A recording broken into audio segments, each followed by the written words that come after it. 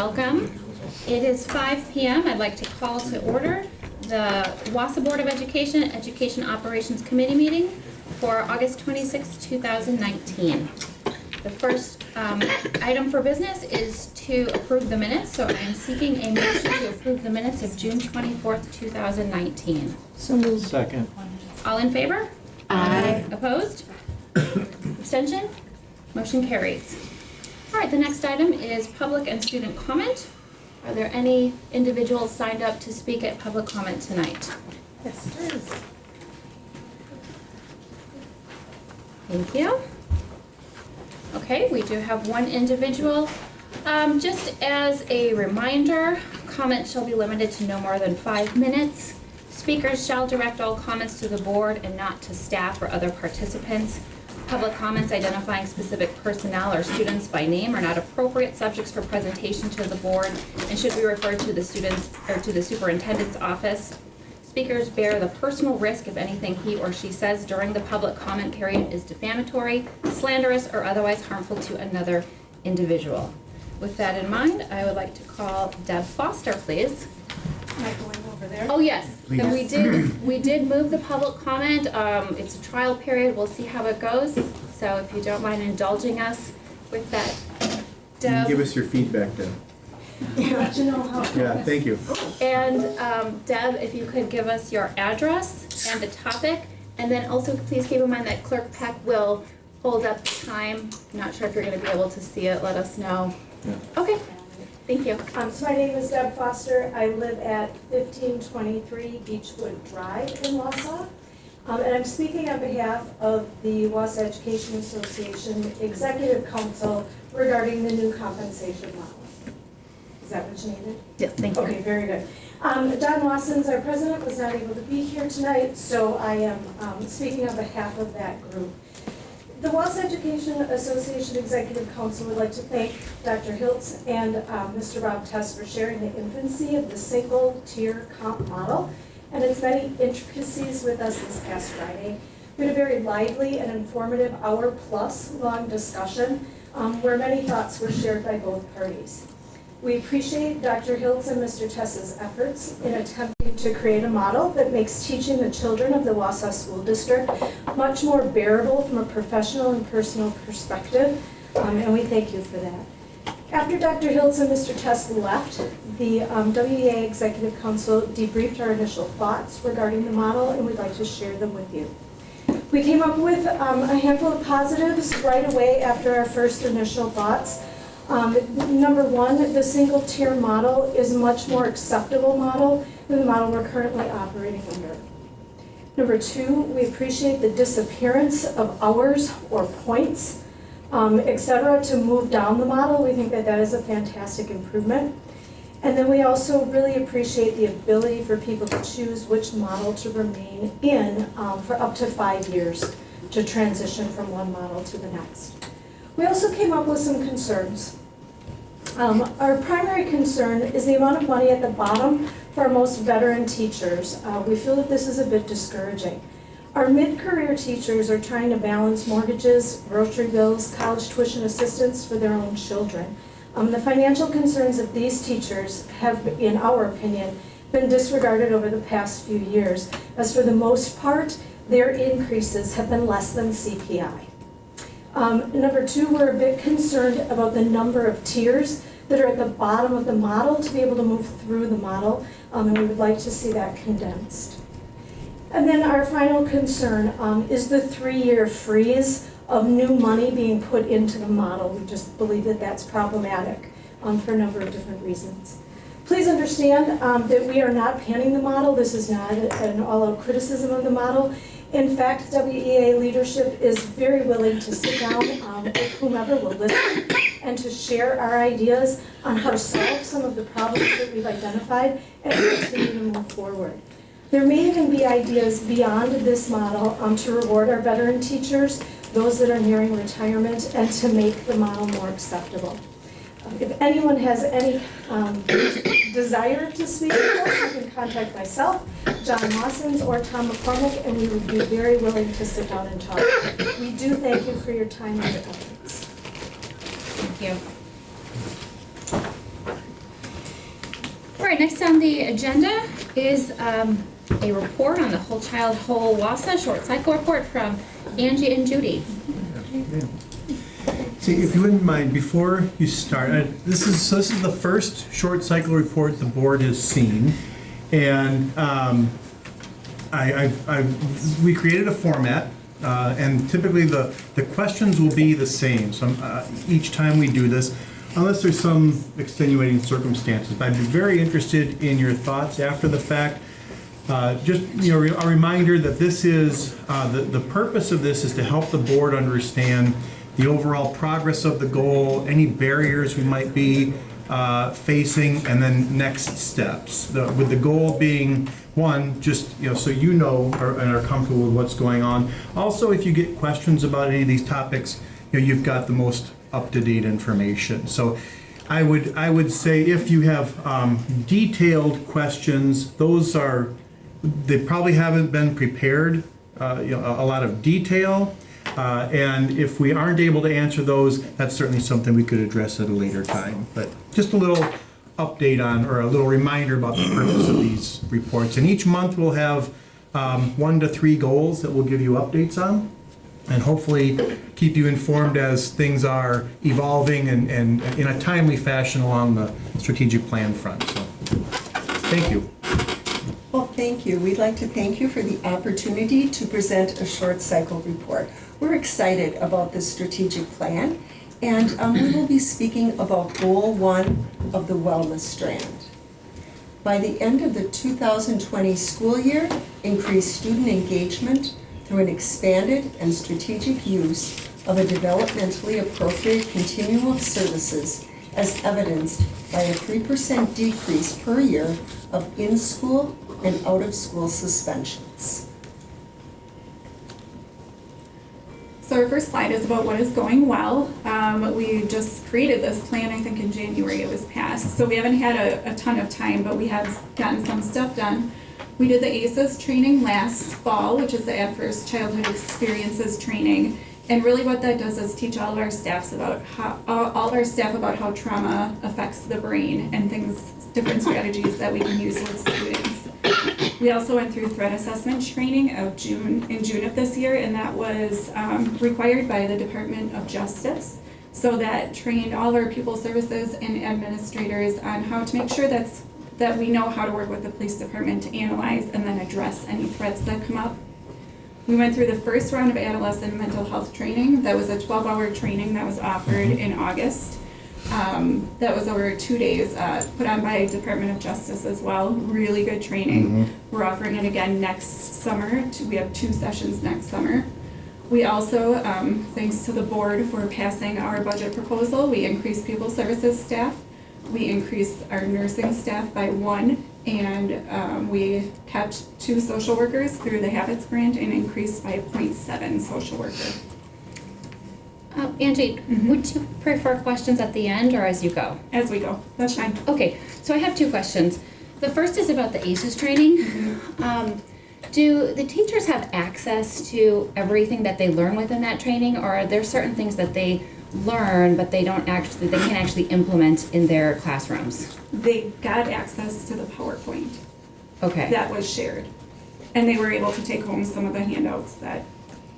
Okay, I guess one of my questions is I heard through some of this training, and correct me if I'm wrong, but I heard about cool down rooms, for instance. And then I heard from some teachers some concern that they didn't actually have the space to do that because of staffing concerns and the lack of the room. So is some of the I'm just wondering about some of this training, if those are things on the horizon, that they're learning these things and hopefully will be able to employ I guess those? I haven't heard that. This is the first I'm hearing of that concern.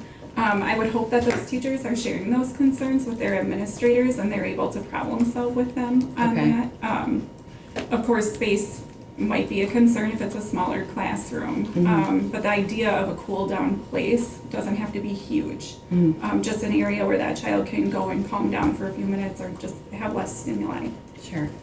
And then the other question I have is about nurses. I recall when we passed that to increase the nursing staff, but it still was under the recommendation. is there anything on the horizon in regards to increasing our nursing staff? We haven't even talked about budget proposals for this coming school year, but I would like to see how it pans out with having 4 nurses now. They're very excited. I was just over at the nursing meeting this morning, as was Dr. Hiltz. And they seem to have a really good plan in place now with 4 nurses being able to service all of our schools. So I would like to see how that pans out before we do another request. All right, great, thank you.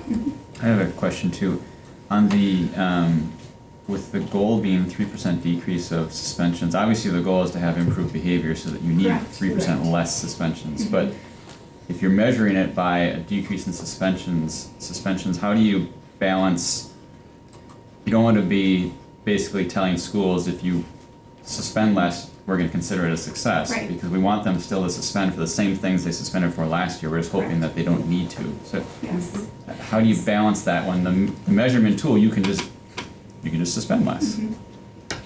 I think we're addressing that through building capacity, through trainings. You know, I mean, really, we're using these trainings to help teachers gain more skills and strategies to use with the students. Of course, we're going to, we tracked last year with suspensions too. If one school had 100 suspensions last year and all of a sudden only have 3 this year, we're of course going to say, what happened? Or, you know, explain this to us, because there might be a very logical reason why it went down so much, but we'll be watching that. So that's part of our next steps. Yeah. And Okay. What our current status, we have some steps in place that we think will help decrease those suspensions, not just, oh, we don't want you to record or do, you know, Right. do them, but put some actual things in place that will help give teachers more tools. And that was one of the toughest things with this goal, was figuring out how we were going to measure it. We didn't want to use BTFs because we use those BTFs to look at trends and, you know, different times of the day that a student may or may not have an issue. So that was a fear with BTFs. Well, that would have the same Yeah, problem, it's the same because problem. you'd basically be encouraging it not to be reported. Look how great we're doing, we're reporting less. I can see where measurement is a challenge on this one, because I can easily envision a scenario where higher suspensions could actually equal higher engagement for the students that are remaining. Yeah. I mean, I don't know how you reconcile that. I don't have any better ideas, but the measurement on this one, I think, is gonna be interesting to see how this one plays out. Yeah, it is tough. challenging. And yes, of course, we're looking at the measurement, but really the action steps in between Yeah. that's what our main focus is on. I mean, you could have the same number of suspensions, but yet have improved behavior. Very Right. true. Right. Suspension is near the end of the road for the student, right? Right. And so using that just to, and I don't know why 3%, why not 4, why not 2? But I think if you're doing things better all the way up to that, then perhaps that's where you're not going to have the final endpoint that we often reach. Angie, a number of the ACEs are criteria measures are things that can be actually taught, things you can teach things to correct them and implement them in a longer term in a curriculum and in other places. Is that happening? I think we may be getting to some of that We're gonna get later there. on, but Yep. I just wanted to mention that because if what's happening is some of the abuse things, for example, that are taking place in the home, and if a child's coming home where he's seen a parent abused, if we can be doing things from the very early on to help kids recognize that that's not behavior we want to carry into the school or into our adult lives, it would be, I'm hoping that becomes part of Yeah. more prevention rather than trying to anchor on and deal with the problem after it starts. Correct. And we're putting more preventative things in place. We're starting what's called Handle with Care this year as well, where we set up an email that'll come directly to me. The police all have access to it. It's on their phones. So if it's at night or on the weekend and a child is removed for abuse, or if they see a parent who's arrested, or if their house was raided for drugs, they can put in this email. It'll come directly to me, and I can let the school staff know so that we know how how to approach that child when they come in the next day. So we're doing a lot of those preventative things that we may not see huge gains with, but for some of those kids, it'll make a huge difference. I have a concern with the trainings by the Department of Justice. I don't know that they get much training in dealing with children, and I was wondering if you felt that they had a handle on the difference between children and adult. Mhm. That- So the mental health training that we went through was delivered by a former SRO who had been in a school for quite a while down in Madison. So she did have a really good, it's aimed towards adolescents, not small children. So I felt like she had a really good handle on students and how to work with them and their families and the school staff. Okay. She was also a social worker, correct? Yes, I think she was a social Yes, worker, then an right. SRO, and then she's working for Yeah. DOJ. yeah, Right, yeah. she was very good. Because I know there's been I had been through the some training in Ashland. This one, no offense to Ashland, this one was much richer, much more applicable. It was really well done. Well, things have evolved, but I know criminal justice majors, their training the education is different. When I went through it, there was very heavy on social work and all that, and now it's more law enforcement geared. So there's a different mindset.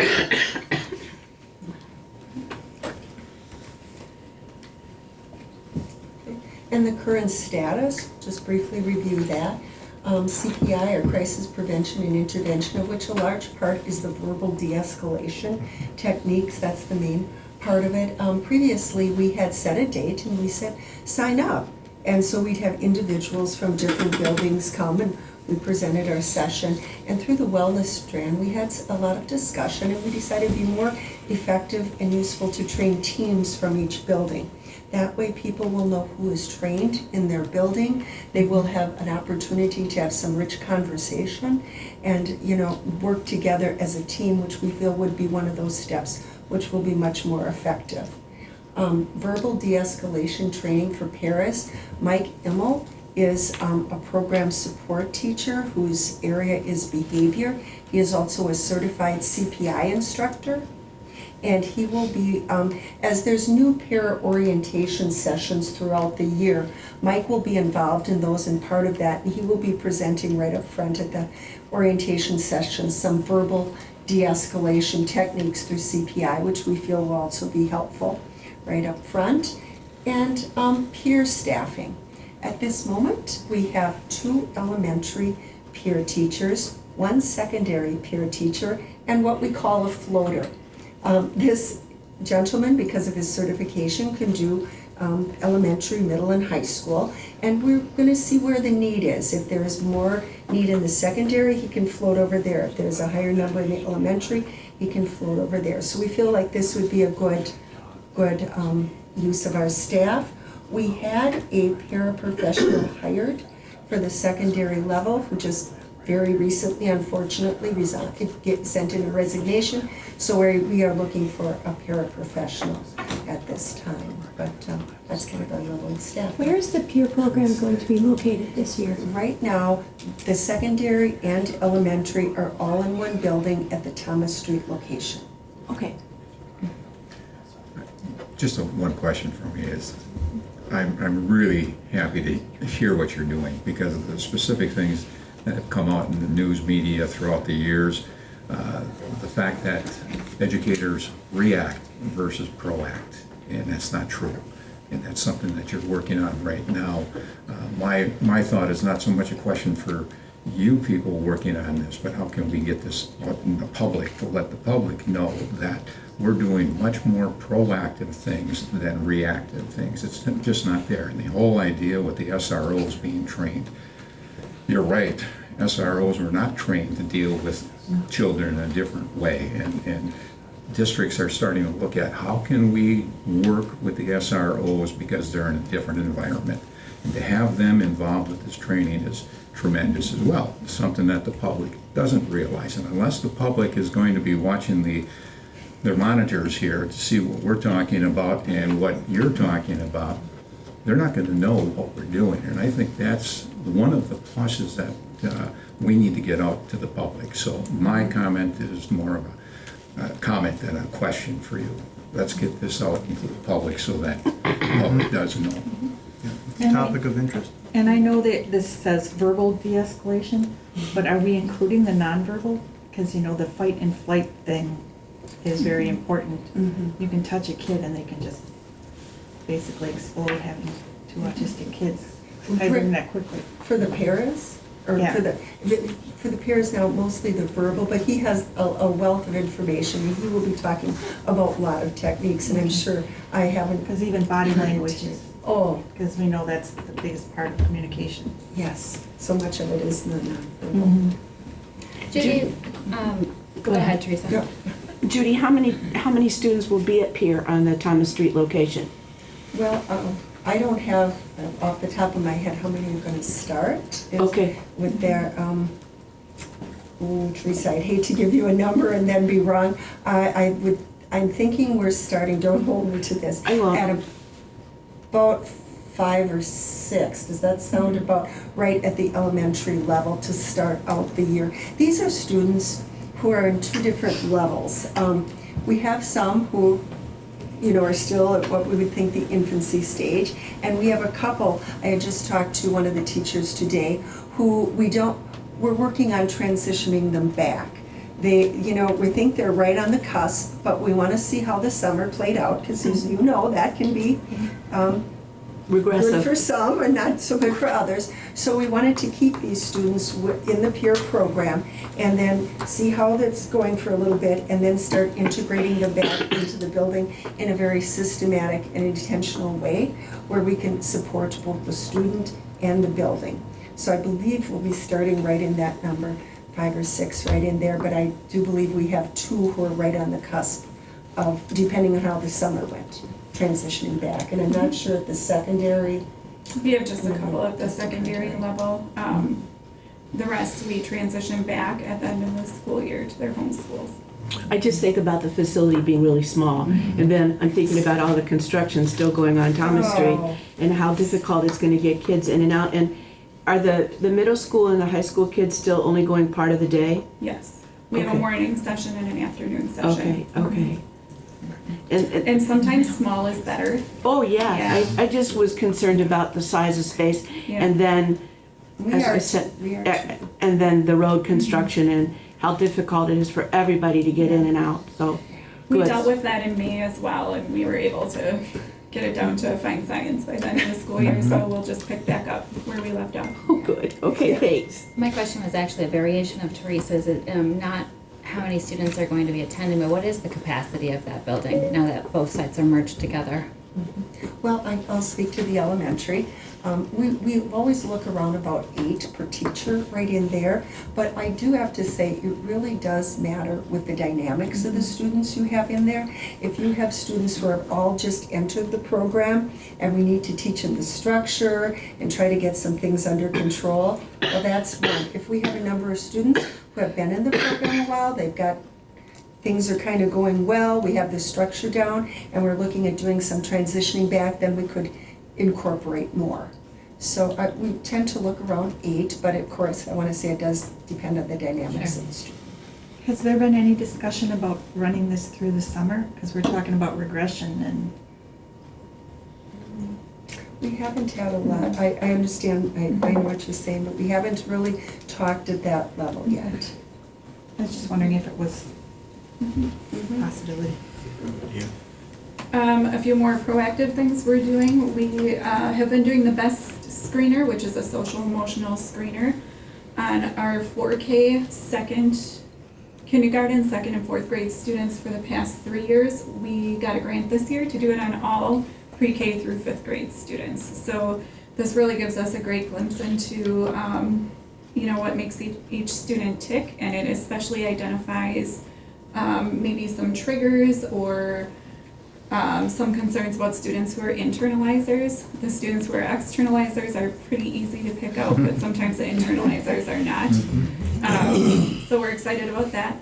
We did do the vetting for social emotional curriculum and landed on Leader in Me, which is based off of the seven habits. So we'll be training our staff through this year and beginning of next year, and then implementing it with all students in all schools during 2021 school year. And then we're gonna do a trauma-informed care refresher. All of our social workers are trained to be able to deliver that training, which they did about 6 years ago, but we felt like it was time to bring it back around again and refresh them on that. May a parent opt out of the best screener? Yes, thank you for bringing that up. Yes, we're sending an opt-out letter home, so they can contact the principal and say they would not like their child to go through with that. And some of the barriers that we've encountered, of course, it's finding the right staff to work with students with significant mental health or behavioral needs, funding, time to provide staff with the needed trainings, and an additional peer location. We also recognize that it is a limited area, a small area. So those are, when we thought about it and we discussed it, those are some of the barriers. But they also come into next steps. All right, so for our next steps, we're gonna continue trainings. Right now, we probably have about a third of our staff trained in restorative practices, which is a very, very great training for all people to go through. We're looking, that is pretty time intensive. So it takes 2 full days, and if staff are unavailable during the summer and can't come in on their own time, then getting subs for everybody is very difficult. Again, we're gonna be doing the trauma-informed care, looking at an additional peer location. We've been following up on lots of leads this summer, none of which have panned out. It has to be the right building. It can't be in an office building with lots of other people around, so we're very cognizant of that. We're working to find a student survey. We wanna make sure all of our students feel safe and connected, so figuring out how to do that. And then, again, we'll be monitoring suspensions monthly as one point of our leading indicator for our data. Angie, just a question about Sure. the peer location. Are you looking for a second building again as before, or would this be to eliminate the Thomas Street building? No, it would be a second location. All right, any questions? Did you speak to that enhanced transition from peer? I will. Well, you know, as we grow, we learn. And we've learned a few things as we've, implemented the elementary peer program. So as we had some discussions, we meet frequently, the peer teachers. Our thinking this year is to implement one of our elementary peer teachers would be like the intake teacher, the first teacher, where she kind of teaches the structures and gets things under control. And as things are going well and we see improvements in behavior in this, then they move to the second elementary peer teacher. And this teacher would really focus on that transition. Because as we have seen with students who come back from other facilities, that transition piece is so critical. So what we need to do, the second teacher will be working on, is supporting this student and supporting that classroom teacher, supporting that building, going with the student to the building, into the class. So there's some effective on-site training in the classroom with the teacher, with the student. We want to make that a positive transition. So we're going to be kind of working at that level this year, trying to be very proactive. Maybe just to confirm that one of the pluses from last year, at least from what I heard, or maybe what I didn't hear, was the more, I hate to say aggressive, but the less tolerance for kind of the misbehaving that was going on. That really seemed to resonate with students and teachers and parents, like it was a good thing, we were tolerating less. I just want to confirm that all of these great things, which it looks like they're going to be wonderful as they take hold, does not mean that we are going to simply regress and go back to kind of the wild, wild west from a behavior perspective. No, Angie and Judy and I have shared with the board in the past, philosophically, there are some just bottom line expectations. We can't allow our staff to get hurt, right? Right. We want to make sure that the learning environment is calm and safe and productive. And so if we have to reinforce expectations with consequences, then we will. Okay. Hopefully, as I picture this whole package, I see really three three legs to the stool. It's the teaching of the expectations through the PBIS. It's the reinforcement of the expectations with consequences. And then it's the teaching of skills with the social emotional curriculum, the restorative practices, building the capacity of the staff. So it really is a full package that Judy and Angie have created. Okay. Yeah. And the information that goes into the database on student behavior really helps everybody get on the same page about that child. So that you have the data and you know what next steps are. And he or she doesn't start over with every class. Right, right. And to the questions earlier about measurement, this is a particularly difficult one to measure because as you say, hey, we'd like to reduce suspensions, there is that tendency, oh, well, then I'm not going to report them or I'm not going to suspend. So that's going to be an ongoing conversation. Then you want to kind of cross-reference that with, you see the survey, that's going to be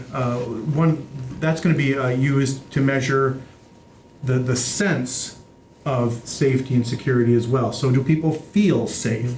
So if we have a reduction in suspensions and we have people reporting they feel safe, then that's the progress we're looking for. True? Am I? Yeah, and really when principals have called asking questions or talking through action steps, it's all about the action steps and what we're going to do. It has not been a concern about the measurement per se. So this framework is not going to get us back to where we have, a student with 30 major incidents in 6 months and we're just cycling them back through in school suspension and all the other fun stuff, right? It's a loaded question, Mr. McKee. So, Really? well, in a way, Yeah, I know. because it depends on, I know the definitions of majors we're trying to be consistent, but there's still some variability in what we call a major. I think too, it depends on how students are responding to interventions. If we're seeing progress, then we're less likely to, I think, hit them hard with some of the tougher consequences. But if they're not, it's this kind of the conversation we've had about expulsions. We've had, 4, 5 expulsions this year? 4, 5? And again, the purpose there is, to reestablish boundaries, make sure the students are getting the help they need before we bring them back. Same thing with suspensions or other consequences. If students are cooperative and parents are partnering with us, we're more likely to work in that realm as opposed to a real harsh consequence.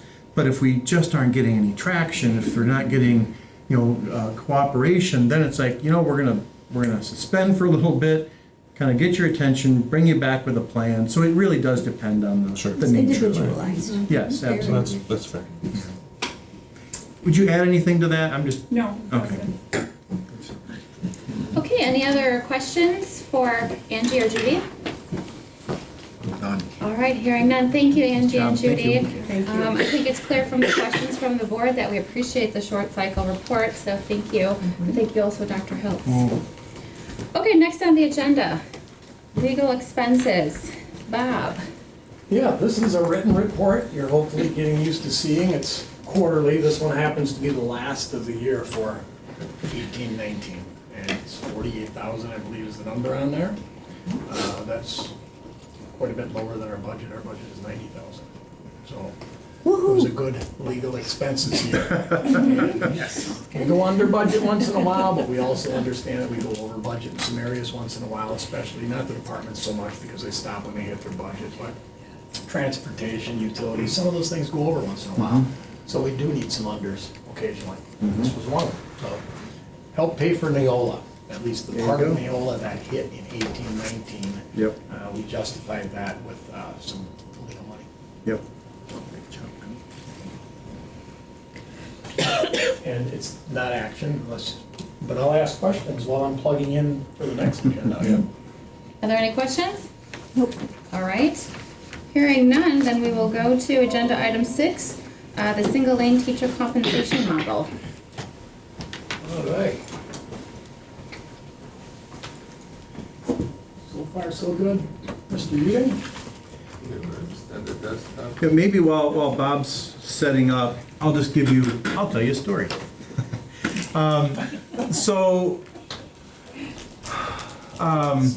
so the board, we made a proposal last March to the board with some basic tenets around compensation. The board said, yep, go ahead and create that.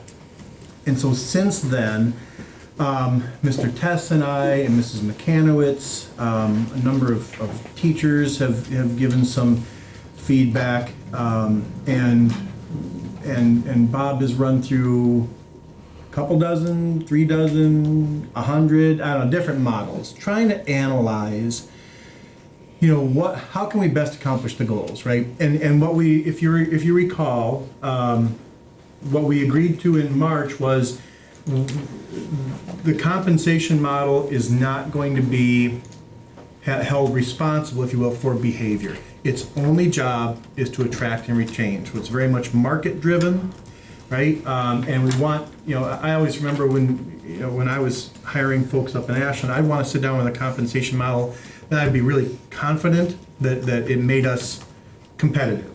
And that's really the goal of this.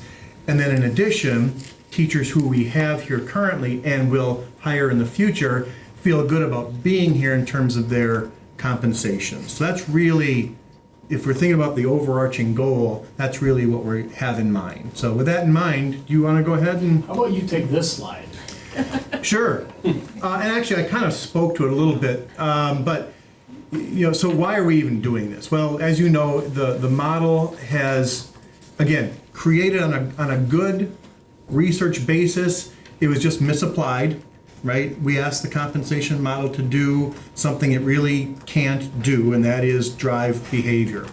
And so, when I did the listening sessions, that was maybe not, well, right after student behavior, probably number one, right? Can you please do something about this? And the board was in agreement, and you see some stats there. And so there's just some notes about research. Again, really the goal for this model is attract and retain. Retention is a little more complicated than attraction, with a number of other factors having a significant impact on someone's decision to stay. But compensation certainly is an important piece, and something that people who don't work in public sector, where salaries and things aren't listed, everywhere I've been, that's been something that teachers have talked about. I want to know where I'm going to be, roughly in 5, 10, and 20 years. And so I just made a note of that. I think that's that second bullet from the bottom. And I guess really those last two bullets, just and the ability for people to kind of project their earnings. So, questions on why we're doing this? All right. Before I reveal the next slide, because that's going to generate all kinds of discussion, nuts and bolts of the model, I just want to say a word about the improvement in the model and how that happened. And probably from last winter up through the summer, it improved almost daily. Mm-hmm. And some of those improvements were just Dr. Hiltz and myself throwing around some ideas. We've got an idea for an improvement. Laying in bed at night, I found an idea for an improvement. He came to me so it's continuously improving. And up until the point last Friday, we met with WEA executive team and we got some more ideas for improvement. And then tonight, we hear more ideas for improvement. Mm-hmm. We're going to probably engage in a discussion tonight and hear even more ideas for improvement. So it's improving continuously, but we're getting to that point where we have to commit to something. And the improvement will be more difficult at that point. So up until that point, we can more easily make adjustments and make improvements. Now, the word improvement is relative, and that's where it gets difficult. And you can imagine almost any change to the model, dollar amount notwithstanding, you probably know if it costs more or less money. For example, if we want to make the starting salary higher, that costs more money. If we want to make the top salary higher, it costs more money. If we want the steps to be bigger jumps, it costs more money. If we want fewer steps, which would cause bigger jumps, cost more money. So now it gets difficult because we have competing interests. And I think everybody has an interest of making it affordable and sustainable. Maybe my interest is a little stronger than others, I don't know, maybe not. But it's certainly something that I worry about often. But we can improve, but nearly every improvement in most people's eyes costs more money. So it's a ding to affordability. And if we think about the current model that we're on right now, you're gonna get used to these numbers throughout the rest of the slideshow. We're contributing about $1 million of new money to the model each year. This year's a perfect example. 2.5% was $1 million of new money to the model under the cast forward costing method. About half of that, 500,000, was for movement on the current model. So the current model spends $500,000 for people to move. That's a pretty small number compared to the model that I'm going to present to you in a little while, because there are many inhibitors. And they go by all kinds of different names. Walls and floors and ceilings and barriers and you name it. And they sound inhibiting. But at the same time, they contribute towards affordability. Because when people aren't moving, money is being spent. So now finding the right balance between getting rid of all the inhibiting factors, but yet making it affordable is the trick. This is what the model looks like. You'll get a chance to see it in a couple of different forms throughout the evening. We were tasked with finding something that's more simple. This is about as simple as it gets. It's a single ladder. It starts at 42,000. It goes up to 80,150. The current one starts at, I think, 41,000 or real close to that. It goes up to around 78,000. So this one goes up a little higher, starts a little higher. There is one barrier. That's a big bold line in the middle. And that bold line in the middle cannot be surpassed unless people get a master's degree or a national board certification. If they get a master's degree or a national board certification, the easiest way to think of this is that line gets erased. National board, masters, erase the line. And there would be nothing inhibiting people once they get either of those two. At the same time, there are three, this isn't gonna work when it's on the screen, so I don't have my mouse, but masters, advanced 3 cells. That says that once somebody gets their master's, we heard a criticism of the old model that you had to wait. I got my master's, now I wait for 10 years, wait for 5 years, wait.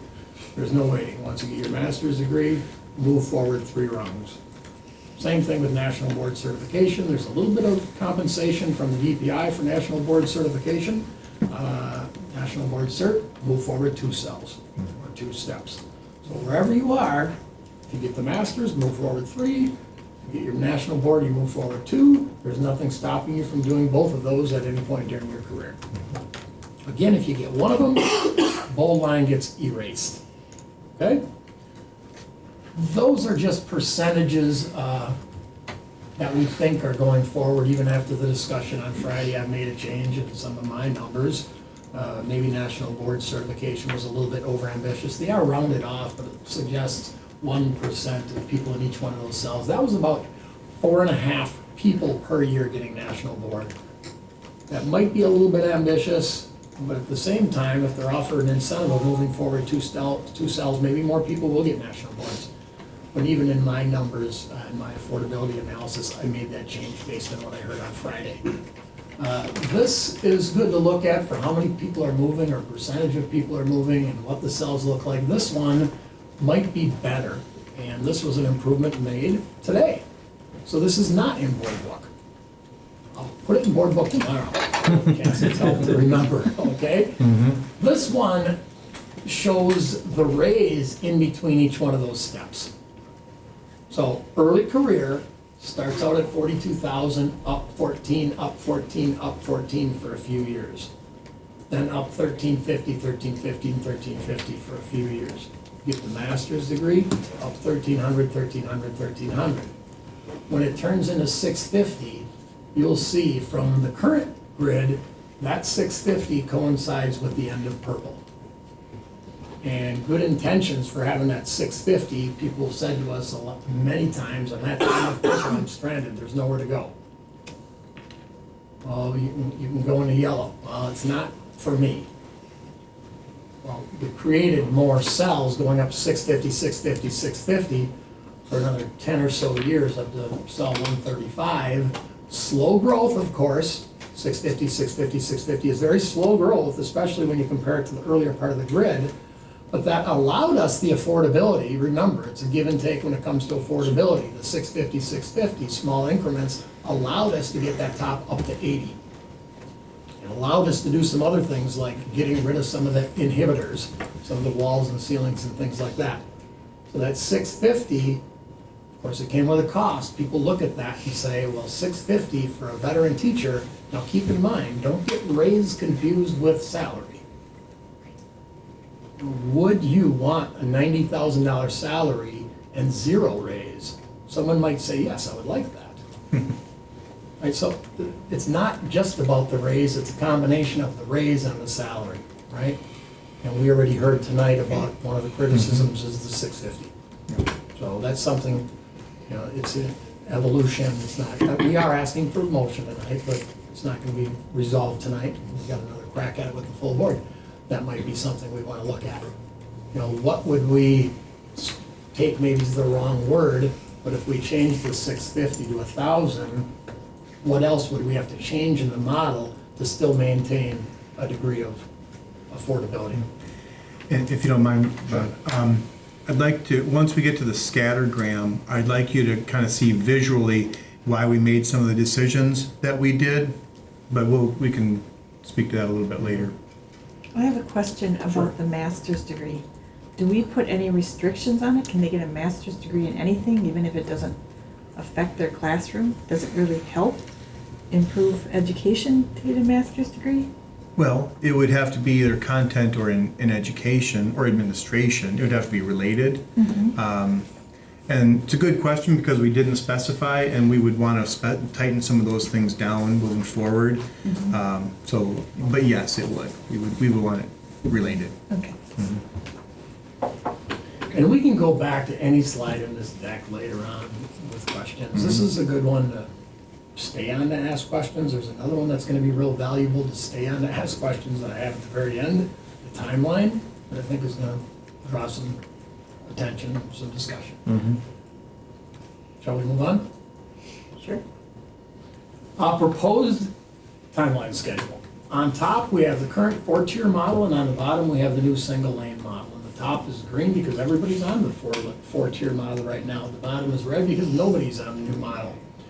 And when we build a new model, and we're in the middle of building it right now, and it gets board approval, we're going to have to very quickly and aggressively educate everybody on the new model. And I think the old model, I talked to the new teachers, new teacher orientation on Friday, and the old model's kind of confusing to them because they've never seen it before. But in general, we understand the old model pretty well. And in general, we're going to understand the new model really well also because it's so simple. It'll be real easy to educate people on what the new model looks like. The difficulty will be the transition between the two. Especially if we allow 2, 3, 4, 5 years. When is it right for me to transition? And what transition does that look like? And what cell do I go to? And all the other things that come along with moving from 147 boxes or whatever the old model was to 35 boxes on the new model. And we know that 147 boxes don't go into 35 boxes very easily. So we're going to have a collection of maybe 4 or 5 boxes that all go to the same salary. And the criticism that goes along with that. All these other people that were kind of near me are all with me now. So Bob, what And was people the, caught other people. what was the thinking when you were trying to decide as a group and talking about how long that transition should be? Because 5 years seems like a long Sure. time to me, especially when each year you've got a new group of teachers coming in that are not going to have the option to go on the old model. It started with looking at roughly, I'd say 50 different teachers, not by name, not by situation, more by box on the old model. And I've got a tool that allows me to drop and drag and pull salaries in, and I looked at those 50 people, and I said, who will benefit from moving immediately? And fortunately, I saw a lot of people. benefiting from moving immediately, and we have some incentives built in. You're gonna see those in a little while. And some people benefited from waiting 2 years. And some benefited from waiting 3 years and 4 years and 5 years and 6 years and 7 years. But I still found quite a few people that are benefiting by staying on the old model 4 years, and they're invested in the old model. And I was the one that told them to invest in the old model in many cases. And we spent a lot of time in this room talking about the old model, and it depends on professional development. You've got academies and all the other things that go along with it. And we made some changes with this governing body about a year and some change ago to build onto that yellow. You remember that? Yeah. There were some $13,000 potential increases until we changed the yellow. Now we have some $8,000 or $9,000 potential increases with the yellow. And we have people that are invested in the current model, and they're waiting for that. And they're waiting for it in 3 years or 4 years or 5 years. And we felt that that was the way to give them a soft landing spot. And the new Are those model people does- that are in the middle of their career mainly? People that are close to a tier advance in most cases. And in most cases, not the blue to purple. You'll notice there's an overlap in blue and purple, and a tier advance sometimes just moves sideways. But the purple to yellow is a little bit bigger financial incentive in tier advancing. That you might get the $8,000 or $9,000 increase, more realistically $5,000, but it gave them a soft landing place. And the new model is going to draw some criticism, going to, right? We just know that. And it gives us a little bit of comfort to be able to say, and I think it would give the board comfort to say, you still have the old model. I don't like the new model. I've done this, I've done this, I've done this. I have all these points I earned, now I just have to wait for them to apply. Oh. Well, you still have the old model. And to be able to say that, I think is strong. Be able to say, you still have the old model. So are these people that have accumulated points, but they're kind of in a waiting game to get to a certain spot? Because they have to be at a certain tier for a certain number of years? Is that what you're saying? In that cases, yes, or in some cases, if they're, just think of upper left blue. You're up in that upper left blue. A vertical and a horizontal is worth about $1,700. $1,700. There are no $1,700 increases on the new model. You may have enough points earned in blue, and you're just applying them every year. Remember, there's no limit to how many points you can earn in a tier. You can only take 49 with you to the next tier, but you could have a lot of points earned in blue, and now you're just up 1,700, up 1,700, up 1,700. But could you also be a person who says, okay, I know I can stay on the old model for 5 years, and I'm just gonna use it to... Sure, yeah. Matter of fact, Mr. Nyman, if you can don't mind start new interrupting again, so Mr. Nyman did a little analysis for us, and was like a handful of people who have earned everything except for the time requirement to go into tier 4. 5. 5 of them? And I think the longest time frame was 5 years? Yeah. And then there's about 80 people who could be eyeing up other transitions. So we've got a significant number of people. And one of the things we talked about back in March, if you remember, is we don't want to pull the rug out from people. We want to give them some transition. Now, we could say 3, we could say 5, and that's, if the board has some real definite thoughts on that, we're open to it. Well, it's a balancing act, because then the people who have jumped to the new model, then suddenly that's sort of static while you wait for this transition period. That can feel like you're advantaging one group over another. You're gonna see in the next couple of slides that the static part isn't as big of a factor as you might think. I'll say And the something other about thing- that when we get up to that slide, but the static model, and if you read your board materials, maybe you know what we're talking about, maybe you don't. But I'm gonna address that, and it might not be as big of an issue as people might think. And maybe this is a question for later on, but one thing that would really bother me as a veteran teacher is if I got that smaller increase. Yes, I'm at a higher salary, but what if it got all eaten up with health insurance increases and I actually lost money working for the district?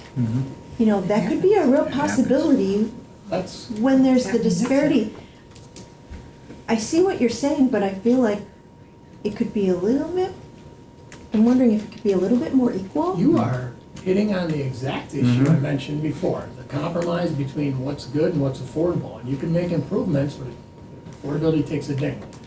Health insurance skyrocketing is gonna be an issue that we have to at least look at. I don't know if it's gonna happen, but we at least have to be aware of it. And sadly enough, it's almost independent. It's not independent, and we do like to talk about compensation as a total package sometimes, but it really is independent. Affordability is governed by the revenue limit, and we only have so much money to go around. Right. And if health insurance takes a big chunk of it, it puts us in a difficult situation. If transportation takes a big chunk of it, if salaries because of increasing number of staff takes a big chunk of it, those things all happen. And health insurance is another example of that. I hate to ask a question because the question is probably going to be answered down the road. I'll politely stop you until it'll be. You know, the thing is that, you know, in a much smaller district, I had to do this and redid the whole mistake of Act 10 and did it quickly. Now I'm understanding more about our process in which we moved to a lot better than what I did a couple months ago, and I'm sitting there thinking, holy criminy. But I'm also looking at how can you expedite, how can we expedite getting to the end game faster than waiting 5 years down the road because people are stuck in a mistake. And I will call that a mistake because of the fact that I had to deal with it myself. Bottom line is, how can we expedite it? And I'm sure if we expedite it, it's going to cost more now, but it's going to cost eventually down the road as well, because you're trying to appease, and with competition, new teachers coming in, and you're trying to get them here to begin with, the brightest of them all. And we're not getting them right out of college because of the salaries. The second part of that is that middle road. I remember having to deal with the middle group, and they weren't getting the big movement over, and that becomes a problem. And then as an experienced teacher, I'm thinking, well, wait a minute, now there is no respect for my experience, that now I get an 800, 500, a ham, instead of a bigger chunk for what I want to do going into retirement. And I'm training the newbies? Yeah, yes, exactly. And so I'm throwing a lot of things out there that I'm sure you ruminate it over all the time, but the bottom line is, I just look at the end game and I'm thinking, trying to play two sections or two different styles for a period of time can be a balancing act and can become confusing, and somebody could get caught in between no matter what if you're playing two of them. So I just throw that out. Yeah, it's all, some of the questions will be answered, some of them weren't questions, some of them, I understand what you're saying. And we've had some of those discussions. And if you think of two groups of people that are competing for the same amount of money, keep in mind, those two groups haven't been defined yet. They really haven't. They will choose which of those groups you want to be in, right? People will choose to stay in the old, choose to stay in the new. And we have offered some incentives to get people to go more quickly. You will see those. So there are some incentives to get people to move more quickly. We're hoping in the first 2 years, most of the people, over 50, let's say maybe even 70, most people will move in the first 2 years. So if the first 2 years offers 70% of the people to go to the new, the cost in terms of dollars of people staying on the old won't be as much as you might think. It'll be few people. But it will be the people that would be getting a $7,000 increase, and by making them go to the new, we're saying that $7,000 increase just became a $1,300 increase. Welcome to the new model. And Whether it's a bad model, whether it's the wrong thing to do, whatever, we had great intentions when we built that new model. We told them it was all a great model, and we said, welcome to the old model, which was new at the time. And we offered all the professional development. People embraced it, some people did, and they're close to getting that $7,000 raise. Obviously, if you take away a $7,000, you get $1,300, is that the cost? The cost is you just made one person pretty angry, but because it was a $7,000, now it's a $1,300. Does it offer more affordability to the rest of the model? Maybe not as much as you might think, considering it's only a handful of people. Most of them that make decisions to stay on the old, it's not a $7,000 swing. It's a $2,000 swing or a $1,000 swing. And you're gonna see some of that on some future slides. I do want to end my section here with a positive, though. I am really happy that you brought back master's degrees and national certification, and giving credit for that, because I'll tell you, collectively, the state of Wisconsin and 421 districts have sure killed a lot of university programs for master's degrees. They're no longer offering, and now you can't find a school that may give you a master's degree because they don't have the program anymore, because they lost money. So now what happened in the state of Wisconsin is that we have blown that out of the water. We're trying to bring it back, and now it's going to work slowly again, even at the higher level of education. So, but I'm happy, because I always believed that continuing education is very important. I learn a lot in classes. I don't necessarily learn it in professional development, and nothing to say against our professional development, but when you're focusing and doing research and doing that type of stuff, you're doing things that are going to help you in the classroom. And when you wipe that out, like we did, that was a big no for me. But bottom line is, thank you for bringing back the masters. Jim, a correction, since I sat on the compensation model for the last 2.5 years that was in existence, you still got paid for getting a master's, and you got paid at our regular scale that we always had. If you did professional development, you got double points. And so that was a rub with a lot of teachers, because they felt that was unfair. But we never stopped giving credit for getting a master's or a national board certification. So just a little clarification. That's a good clarification, because of the fact most districts did get rid of it. No, we did not. Did I we can explain that say- right, Bob? And we can say now that at least we didn't, but now we're starting to see across the board in the state that they're coming back, and it is still, and this is still a fact, it's very difficult to find a master's program because they have all been cut. Not all of them, I'm being exaggerated there, but the bottom line is universities couldn't afford to keep offering the programs. So, Unfortunately, some of them weren't worth keeping. then we said Sorry. no to those. That's another, yeah. That's another topic. So we'll probably come back to this slide because it's a good one to reference both grids simultaneously. This one will take some explaining, and if you've already looked at it on board book and you can digest some of this ahead of time, good. The new model is being built right now, so it's red, nobody's on the new model. A lot of education, a lot of education, a lot of education. What we would like to see is by February 15th of this coming winter, for people to commit to the new or the old model. Let us know by February 15th, after we do an information campaign and we teach everybody all they can about the transition of the new model and the old model and how it impacts you. By February 15th, if you want to stay on the old model, you declare stay on the old model. Notice the default is you go to the new model. To do nothing, not going to declare anything, that's go to the new model. So if you feel as strongly about staying on the old model as you do, tell us. And we're going to have a form to fill out. Your name's obviously going to be on it. But at the same time, I want to know what your plans are. We won't hold you to those plans, but I want to be able to do some analysis. The people that are staying on the old model, here's where they live on the grid, here's what their plan is. They've got a bunch of PD they're waiting to use. They've got a master's degree they're waiting to apply. They're ready to go from purple to yellow. I want to know some of those things. And once you declare that you stay on the old model, you'll be given another choice next winter. So by February 15th, that's the date I've chosen, because that's about the time when I get serious about the costing of the next year. In January, we take the snapshot, we start doing serious analysis middle of February. to bring the full analysis at the end of June when the last opportunity to move is. A question about the information campaign. So is this something where teachers could meet with Tammy and or Carla and say, hey, what makes the most sense for me? This is kind of confusing. Should I stick on this one for 2 years and then move over? Is that option going to be available for them?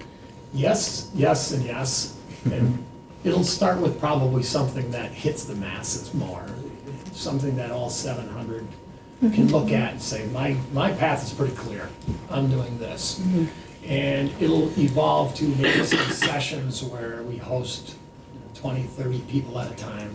It will also simultaneously include some tools, maybe Google-based or Excel-based, where put your employee ID number in, and it gives you your current position. And where do you plan to be next year? Now there's a human element, right? It can't be totally computer-driven. What do you plan on doing next year, the next year, the next year? If you would go to the new model, that one can be more computer-driven because it's gonna be, this is what your world is gonna be.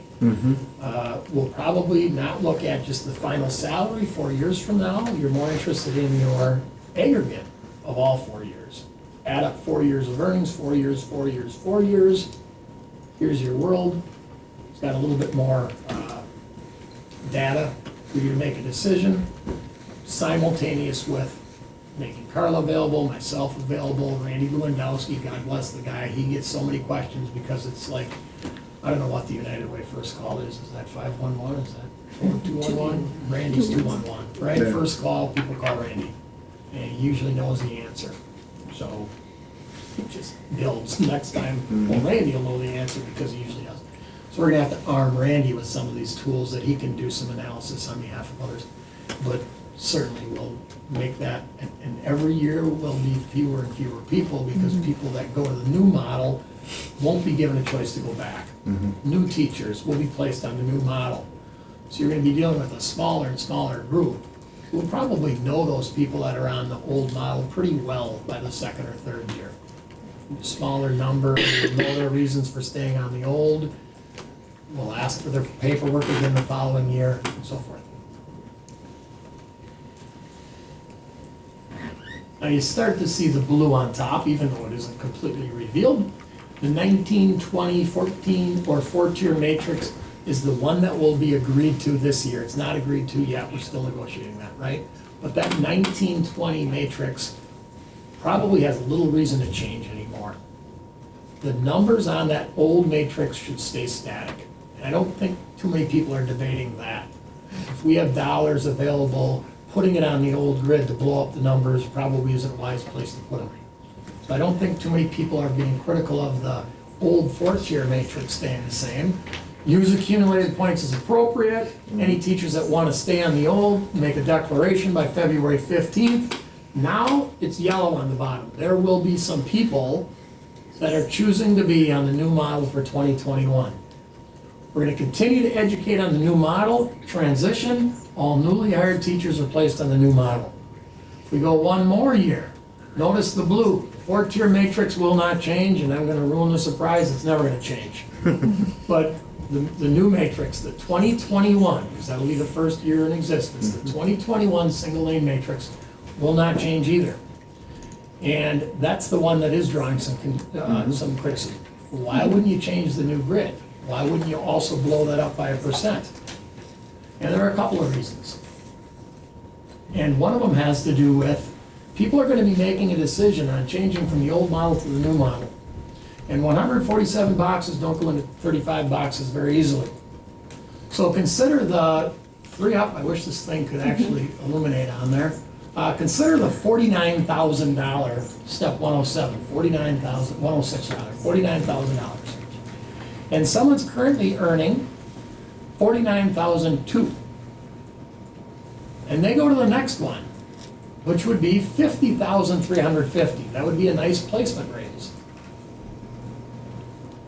But then, we're talking about that old matrix changing. And at the last second, we thought it was going to be a 1.2% increase, and it changed into a 1.18% increase, and it just messed up that person's strategy. So instead of getting a 1,298 or 1,248, 1,348, I guess $2 short of 1,350, they're gonna get a $2 placement raise. So you've got, I think we've already agreed, maybe not agreed, that's too strong of a word, the old matrix isn't gonna change. So that's not gonna be a moving target, but the new one that they're moving to would be a moving target. And nailing down that right strategy could change in the 11th hour. And I think you're gonna see, so postpone the questions on that new matrix not changing for now, but that was one of the reasons. Allow them to shoot at a moving at a stationary target. Old matrix the same, new matrix the same, at least for 3 years. There's 3 years it's not gonna change. And then after that, notice most of this stays the same, but in the matrix used, increase matrix as funding is available. Finally, in 23-24. This graph shows that there may not be a lot of funding available. So the cost, because we're talking a lot of cost benefits so far, the cost of applying maybe a minuscule percent to the matrix, because you'll see already, these costs are at $1 million or more, and $1 million is what we've been spending in new money over the last few years. So this is movement alone. So if movement alone, remember, we took away all the inhibitors. People are just moving. That costs $1 million. The percent being applied to the new matrix, what might it be? Unless we bring in a lot more than $1 million, it might be minuscule, negative, right? It won't be negative, we'll do our best to make sure that doesn't happen. But think about it, the cost and the benefit. Benefit, add a sliver of a percent to all of those numbers in the new matrix. The cost, really messing up somebody's strategy. In placing to the new model and getting maybe a $1,350 raise, changing that to a $2 raise. So there are two reasons why that matrix stays stationary for 3 years. And then after that, we take our chances in 23-24. If you're trying to shoot at a moving target and it moved on you, now make sure you're in a safe area before you commit to that. Maybe you want to move a little bit earlier. Or make sure it's such a no-brainer. You're ready to move to yellow, maybe. It's such a no-brainer that a moving target isn't going to throw you off or your strategy off. I have a question about the people that are in that waiting period on the old schedule. So, is there a requirement of no new points if you're staying in the old? Or can you keep accumulating points? I think if you understand this, go ahead, keep accumulating points. Because if you don't allow that, you're taking away all these potential $1,700 increases.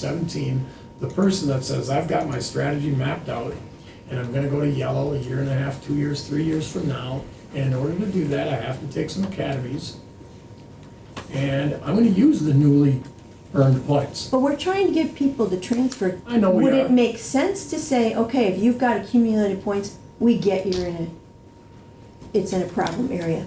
But we're transitioning to a new model, so we're not gonna start accumulating new points? Does that?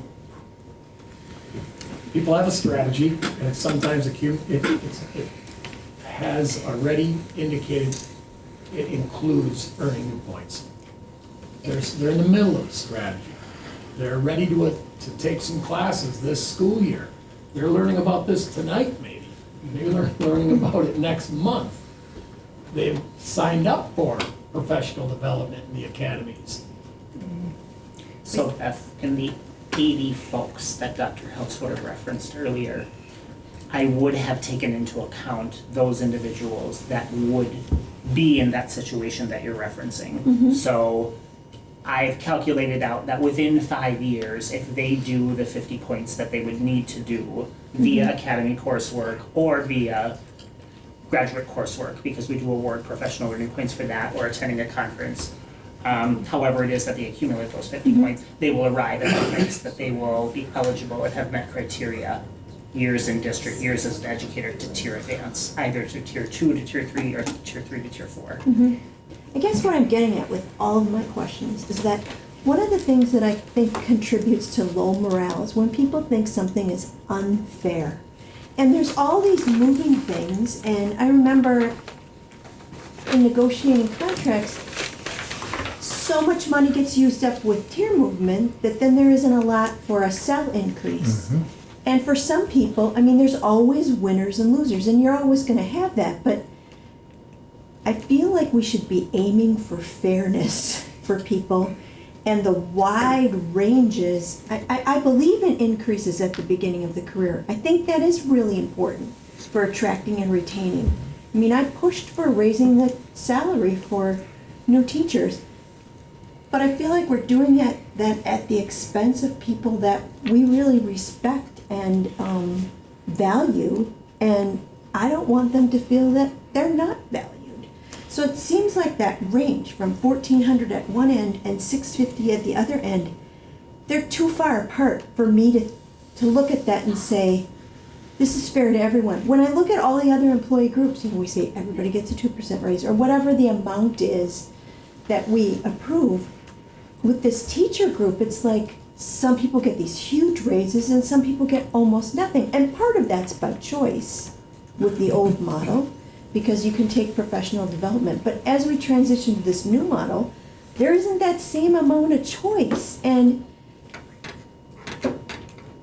I want this new model to make people think, yep, this is fair, and I feel a lot better about how I'm being compensated now.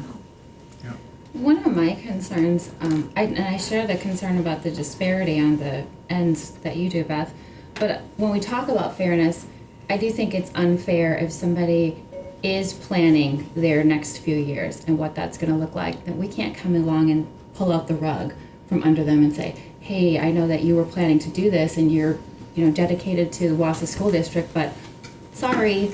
So I feel like 5 years, and given the research that Chris has done, giving us these numbers, 5 years seems very fair. It's ample time. It gives the individuals that might be having that path that time. So when we talk about fairness, I think that this is fair. Well, I think anything we come up with won't be fair to everybody. And I think this is much simpler. And I think we have a history on the board of never taking money away from teachers. And that would be the same of pulling the rug out from under them if they've been working really hard on the old model. So I'm certainly in favor of extending it out to 5 years because many teachers had planned that, and that was their choice. And we led them to believe that that's what we were invested in. And the bottom line is we don't have enough money. So no matter what we come up with will not be fair to everybody.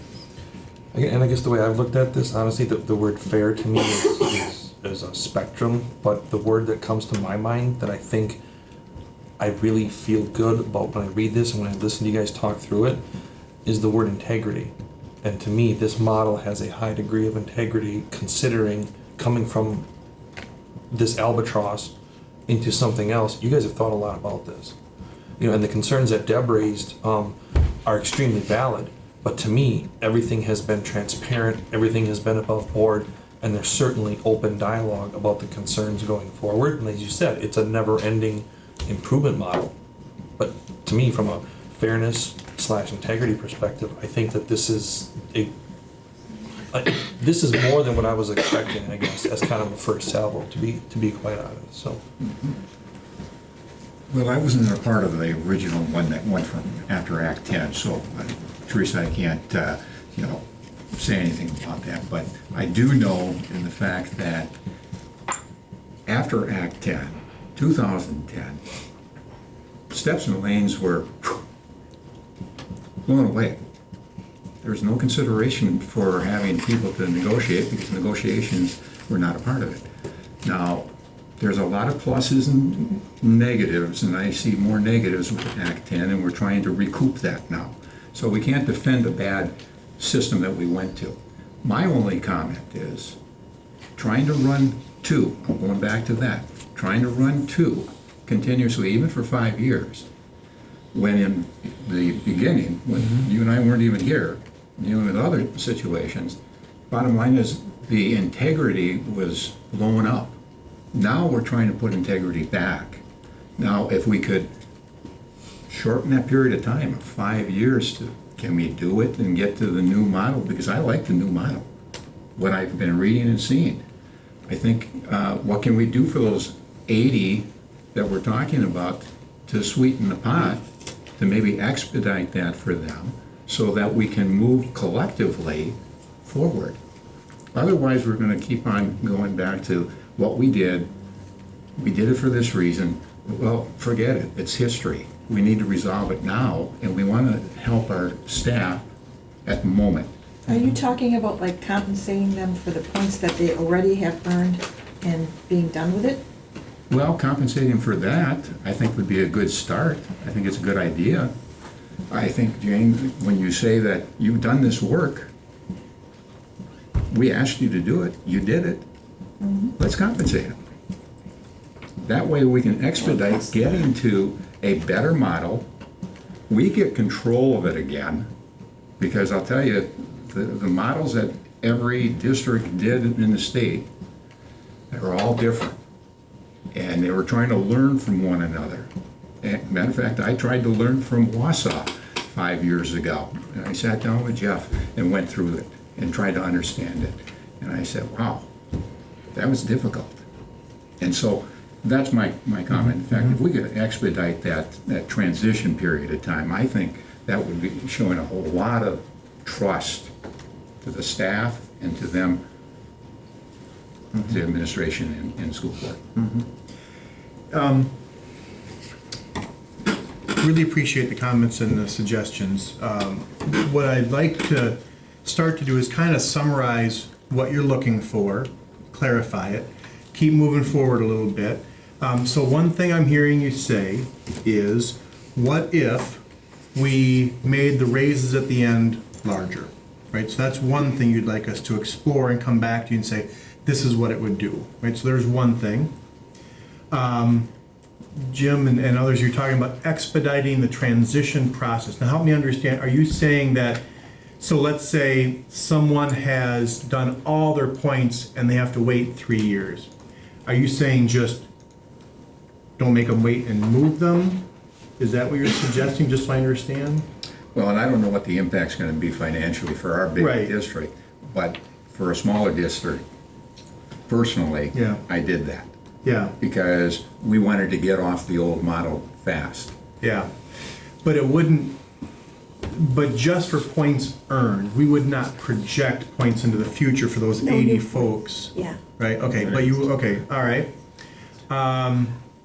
So that's the second thing I'm hearing, so kind of see if we can shorten the trust. From some board members, Yeah, from some. All right. I support continuing to earn points. I can see a teacher that says, I'm not gonna do that this year, I'm gonna focus on this, but I'm gonna plan on doing that next year. And I don't Okay. think that we should pull that away from them. And if you're talking 80 teachers over 700 and some, I mean, you're talking potentially 10%. 12, 11, 13%? But To me, that's everybody enough. has the choice. Right. So somebody could say, I didn't do the academies, but now I can see it's going away in 5 years, so I want to go on that old model and So yeah, Keith, start earning new. I guess it's a consideration, right? Consideration.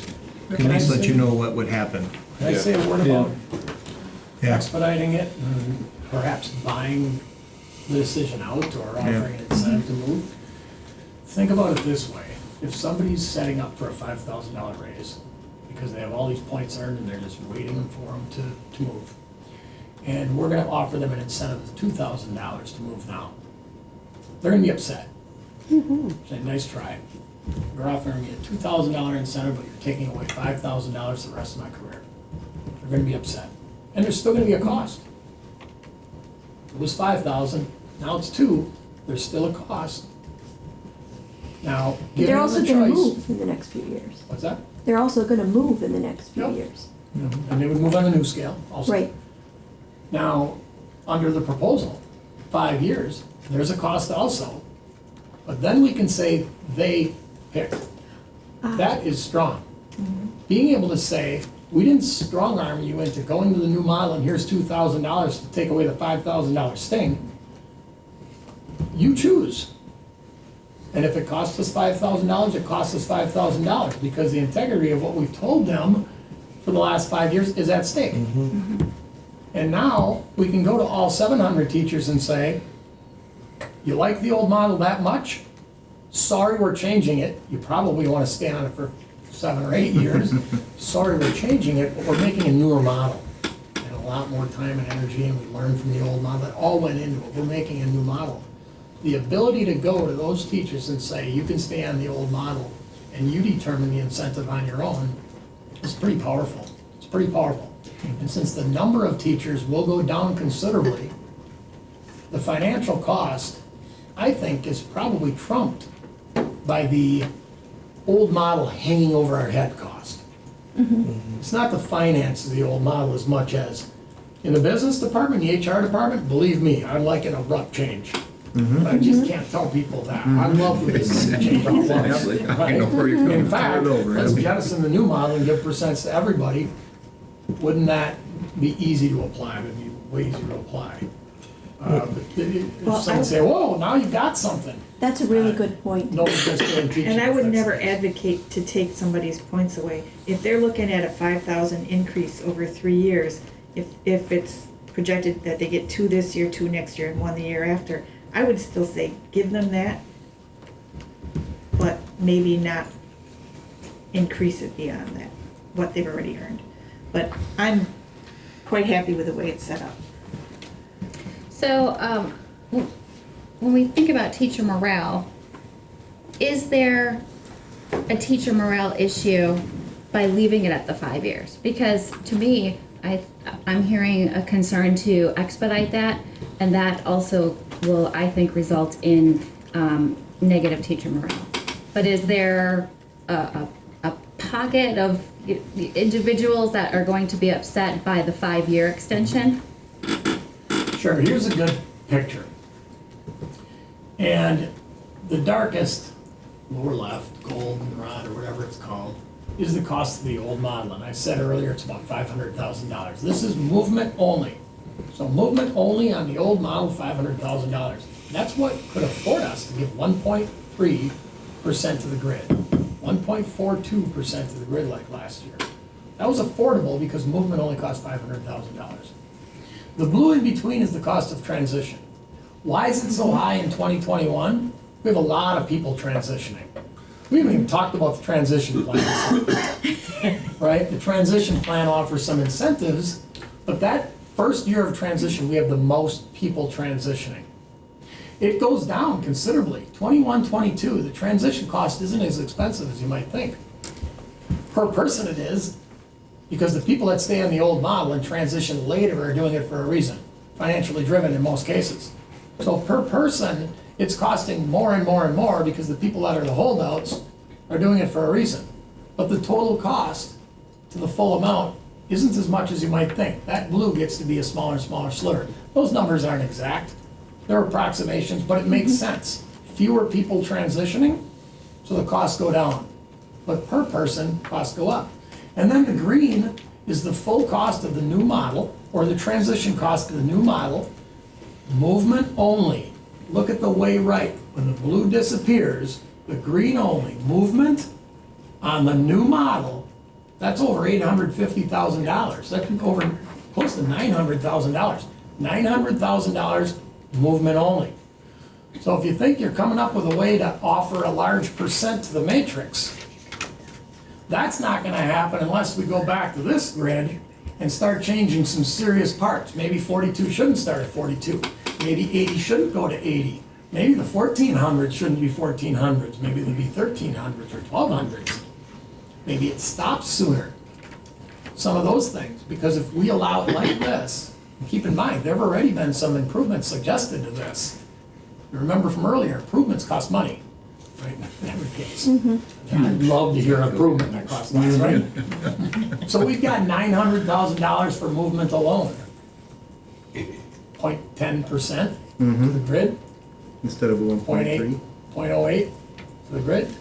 So keep in mind, those costs of transition are getting smaller and smaller and smaller. But with that, we have the ability to say to 700 teachers, you made a choice and we're gonna let you stick with that choice. And I don't think it's gonna kill the morale, because it's gonna help those teachers, that's for sure. And the teachers that jump early, we'll be able to show them. The cost of transition isn't as great as you think it is.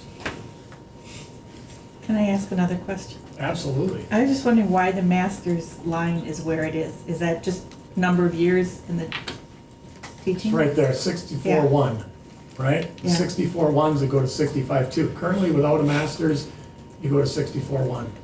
It aligns. Oh, okay. The bottom of blue, Okay. bottom of that. There are some people that got into purple by the other academies, things like that. We have to seriously just say they had a master's. It's the equivalent of a master's in the last 5 years. It's the equivalent of a master's going forward. Okay. So we'll have to deal with a couple people. Ready to talk about the transition plan? The incentives for moving Sure. early versus late? There's that $1 million threshold. All right, Dr. Hiltz, you want to talk for a little while? Yeah, I want to give yourself a break. Do you mind if I stand up? I hate sitting here and talking. So let me come over here and. So this is a scatter plot. I think you've seen this graph before. I think Bob has shown it. This is a scatter plot of experience in the bottom, salaries on the top. And each dot represents a person, or at least a salary and an experience level. And as Bob has circled over here, this is a group of school districts that most closely resembles Wausau. Demographics, rich and poor, property valuations, it's as similar as it gets.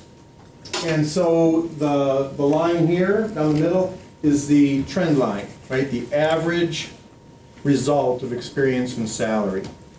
You'll notice that it's just masters and doctorates. That is the group that has been maybe least well handled in this current compensation model. And I was surprised to see that, what do you think, 2/3 to 3/4 of our teachers have master's degrees? Am I about right? 2/3. 2/3-ish? Yeah. It's a lot. It was good to see. It was good to see. So anyway, so you can see how this is just a scatter plot of all those schools, all those teachers, and this is a trend line. One note, the weakness of a trend line is it's a line. And you know by looking at teacher compensation previously, they tend to tail off at the end, and of course a trend line cannot reflect that. Okay.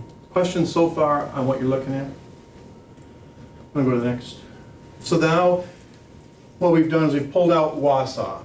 And this was a graph that, yeah, we're in pink here. This is a graph Bob and I and others have looked at closely because we think it tells the story of the outcome of our current compensation model. We keep hearing about teachers with master's degrees and 5 and 10 and 15 years experience who can go elsewhere and get huge salary increases. Well, yep, they can. Right here, you'll see these are our master's teachers in that 0 to 16 years or so. And there's nobody, these are teaching principals, so that's not really relevant, but we've really got nobody above the line, above the trend. Everybody's below the trend line. Mm-hmm. We're very healthy here, right? And this is that waiting period. Once the teachers surpass that, salaries, tier 3, tier 4, they surpass, they're in really good shape. We're probably slightly above the trend line. And this was another area we were looking at. These schools, this is Oak Creek, Franklin up here, so I'm surprised it's a comparable, but statistically it is. So that's most of those schools up there. But we were interested in getting this group up as well. So just from a visual standpoint, we want to, in the transition, get this group up into here and get that high-end salary up as well. And that's what led to some of the decisions we made as far as the amounts of those transition raises. Questions on what we're looking at? All right, what's next, Bob? All right, let me see if I can explain it. Save your voice. So to do that, again, focusing on masters only, we want to do a tiered transition.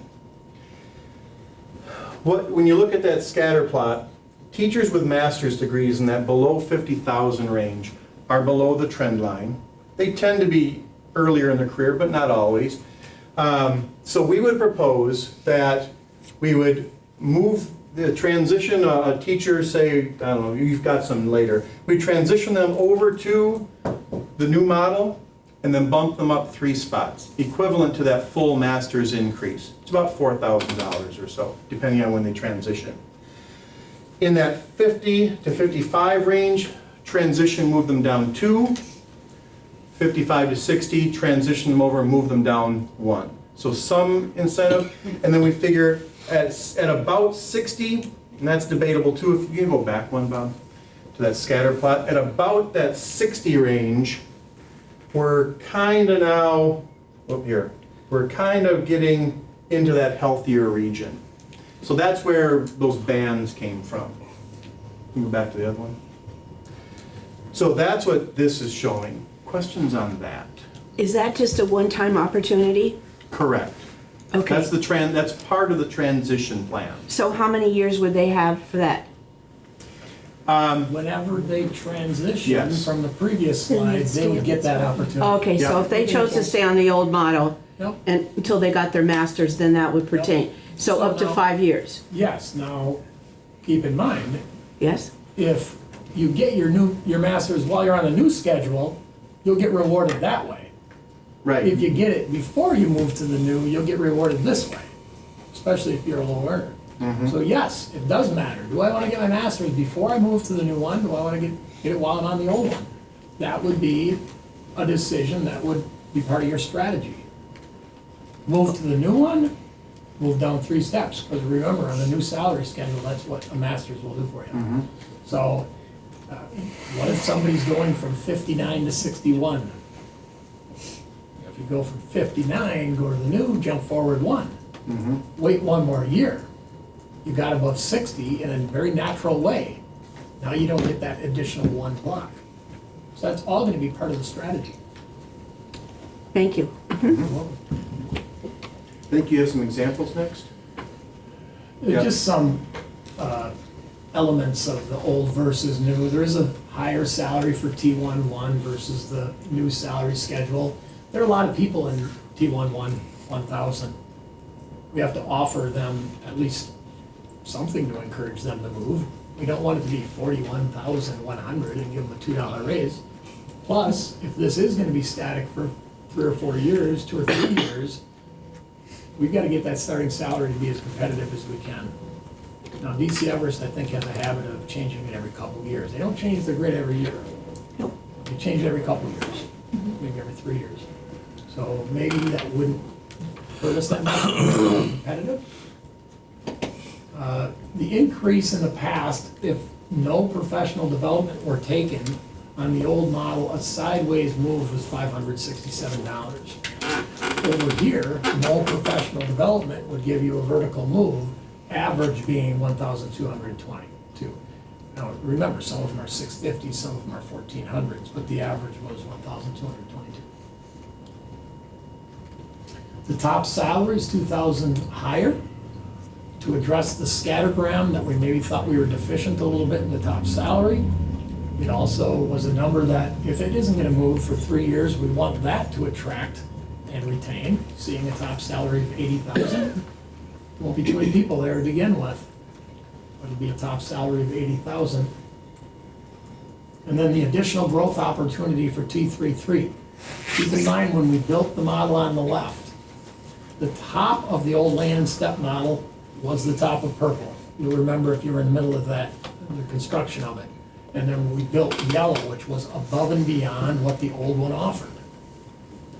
Now we've created a few boxes at the bottom that are above and beyond what the current one offers, and also some other boxes that are above and beyond what the top of purple is. Now, the top of purple, some people thought it was more of a wall than others. I respect that, I appreciate that. People, wherever they were in their career, they were at the bottom of purple and they felt like that was the end of the road for them. We tried to create something in an affordable way where that wasn't the end of the road for them. Didn't mean strong criticism, because $650 increase doesn't feel like much. You look at the salary, they're still bigger than the previous end of the road. And maybe we can work on that, maybe we can increase it without, but it's gonna affect affordability, we know that, right? It's gonna impact affordability. Is there something else we can change simultaneously and change the 650 to 1,000? So they offset each other, but the other thing that offsets, somebody's gonna be upset about, right? It's gonna take away opportunity from somebody. If I could, another reason that we wanted to extend this was the expensive nature of this model, that $850,000 or $900,000, and our 0.1 maybe on the grid every year. If you're down here, a 0.1 is about $100-ish, somewhere in that neighborhood. So we really, I mean, the goal here was not to be cheap, it was really to keep, did I touch something? It was really to keep people moving forward. But again, there's options. I'd Here's like some to just examples, see though. what 1,000 would look like, how it would affect everything else. I know a lot of thought has gone into this, and one thing affects something else, but I'd just be curious to see how that, if it 1,000 could would be be done. another, let's say, $60,000 every year. And then $60,000 every year, that builds. $60,000 this year. Those same $60,000 are on the model next year, and then Right, another 60. I get So that. 60,000. But maybe the 1,400s could be 1,200.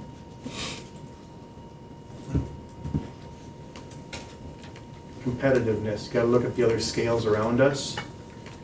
I don't know if that would be, I hear what you're saying. Is there, Take a look.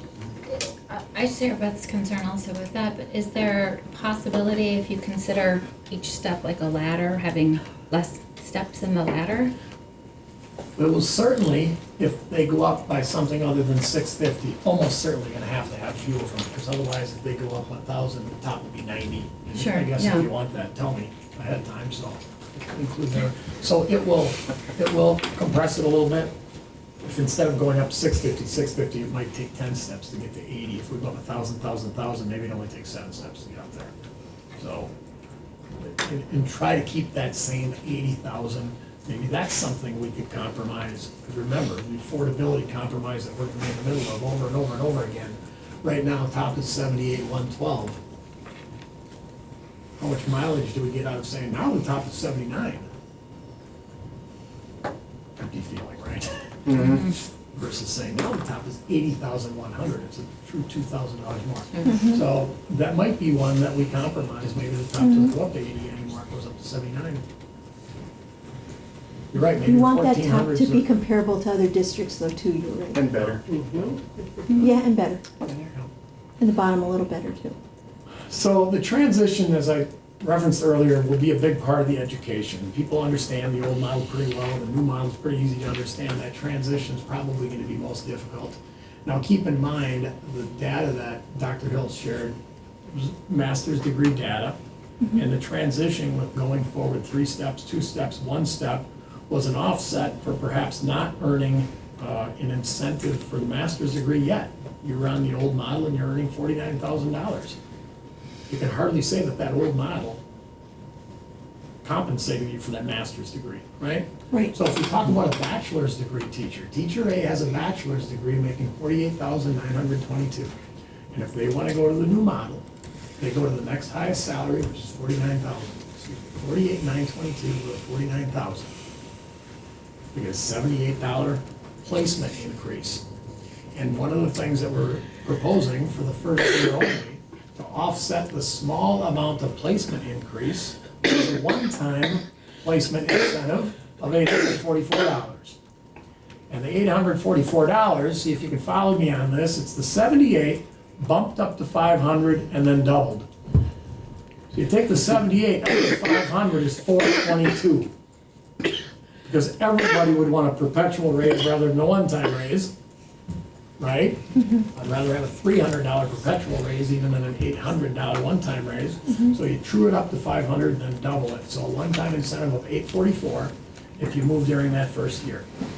78 placement raise, that's gonna be part of your salary forever because you just went to the new box, 49,000. You move the second year, third year, fourth year, you don't get the 1 year or one-time payment. It was to take the sting out of the small placement raises that you're gonna see. The small placement raises that are inevitable when you take 147 boxes, jam it into 35 boxes. Same person with a master's degree, placement, move forward 3 blocks. They certainly don't get a first-year one-time payment incentive because their placement raise was 4,128. So 4128 placement raise. Would that encourage some people to move in the first year? Or second year, third year, fourth year, right? That would encourage people to move. Because now they're feeling they're getting compensated for the master's degree and they don't have to play the waiting game, Right. right? In fact, playing the waiting game might work against them if they go from 49 to 50 or 54 to 55 or whatever the thresholds happen to be. So the incentive encourages people to migrate a little bit sooner. Let's take another teacher, bachelor's degree, 51,877, goes to 53,050. That's a permanent placement raise of 1,173. Under the plan, no need for a one-time incentive. Same teacher with a master's degree, look at the band they're in the +2 band, move forward 2 steps. Placement raise, 3873. It's gonna be a part of their salary forever, right? We can't ignore the bottom purple, there's so many people there, right? Right. So 72,899 goes to 7,300 with additional growth opportunities, albeit as small as they are currently displayed, working on, right? Placement increase of 111, that's below $500.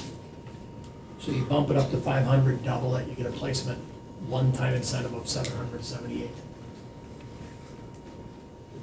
Those are the examples I have. There's a wrap-up slide and a question slide, and that's about it. Anything while this slide is still up. I like the transitions. I mean, I think there's incentive there to change. For And most recognize people. people's work, yeah. Yep. You want this slide, Dr. Hills? Sure. So as we said in the beginning, there is no perfect model. So this is similar to the model we worked in Ashland, and one of the complaints we heard, just contrary to what we're trying to leave, is there is no opportunity to reward perceived high performers. Somebody's, what they would come and say, well, look at all the stuff I'm doing. Isn't there something you can do on that model? No, it's a step a year, right? So that's one. We mentioned the high cost of everybody moving, leaves very little to put new on the grid. Matter of fact, in Ashland, we didn't put anything on the grid for the last 5 or 6 years. It's just that expensive. And then that need to lock in the salaries for people's transition planning purposes. That's a difficult thing for people to, if nothing's going to move except for movement, right, and that's just for planning. And you also saw the costs were already projected to be above that $1 million mark. So there's some affordability pieces there too. That transition is going to be expensive. So I would add a 4th bullet now, and that is the disparity in the raises, from early to late. I would say that is a potential drawback based on what I'm hearing. But questions, comments on that? I think I only have one last question. With the people in the yellow tier that are expected to do leadership kinds of service to the district, so in the new model, will they no longer be obligated to do those leadership activities? Correct. However, Okay. if you remember,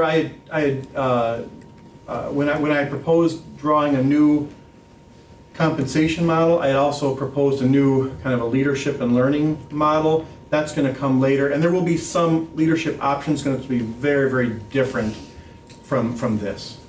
Okay. So yes and no, mostly yes.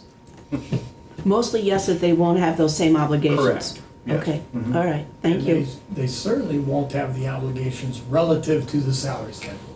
Correct. Correct? Movement on here is And that- disconnected from. That could be one more thing that could encourage migration sooner versus later.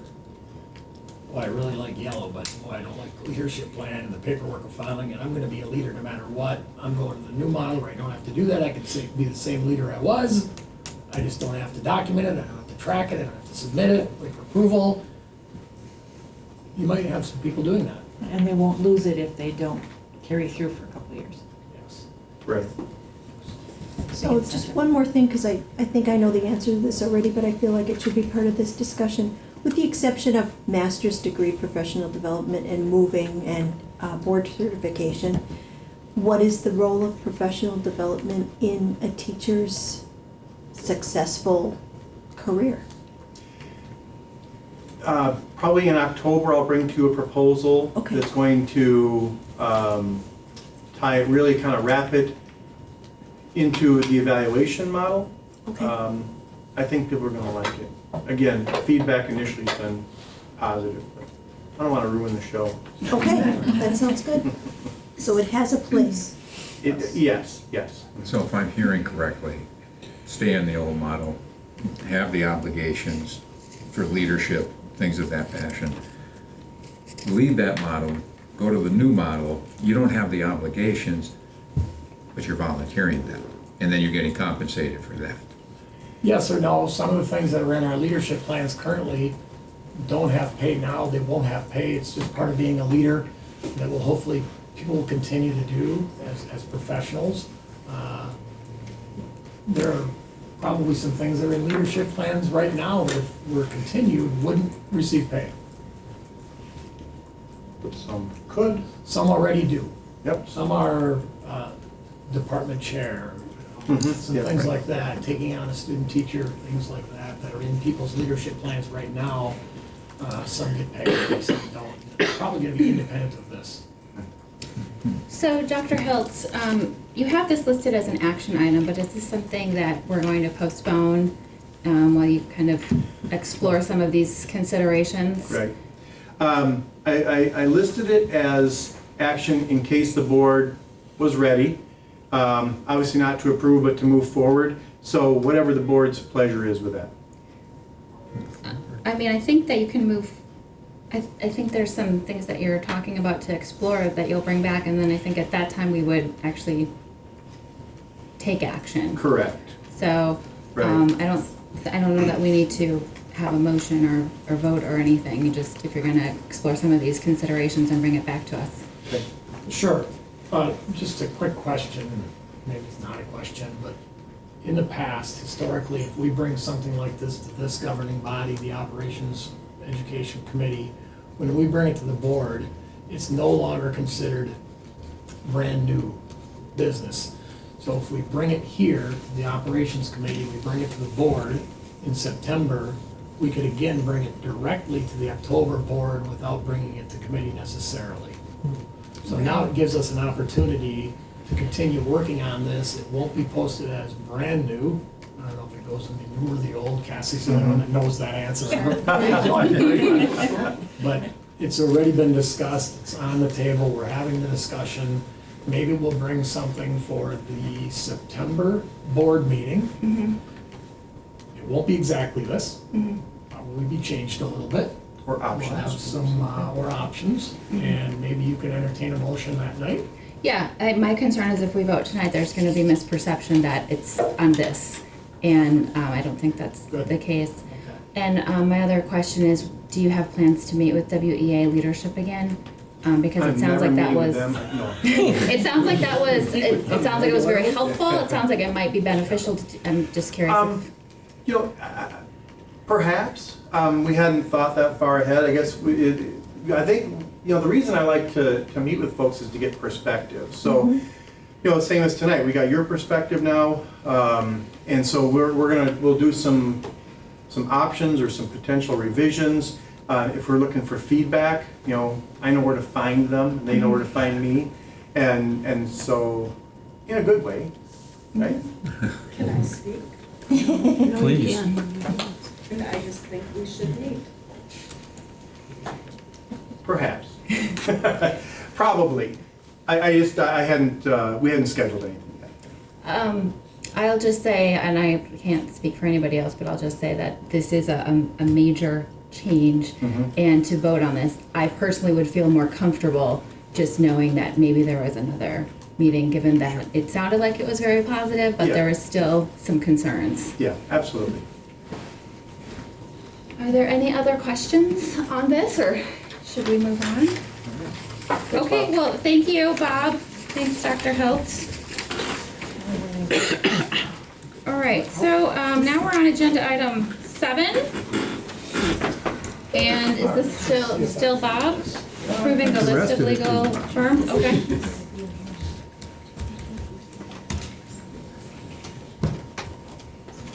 Let's see. What is agenda item 7? Is that the? It's approving the list of legal firms. Okay. The list is in board book. We do this annually. This is a list that of law firms we access for a variety of services. Every year, we bring this to you, to let you know the law firms we're gonna access throughout the year. If we ever had a one-off or a specific reason for another firm, we'd probably come to you in the middle of the year to ask for it to be added to. This is a pretty comprehensive list. Okay, are there any questions for Bob on this list? Okay, well then I'm seeking a motion to approve the list of law firms the board and the district shall access for legal services deemed necessary by the superintendent of schools or his designee. So moved. Second. All in favor? Aye. Opposed? Abstentions? Motion carries. Okay, agenda item 8 is Okay. Bob.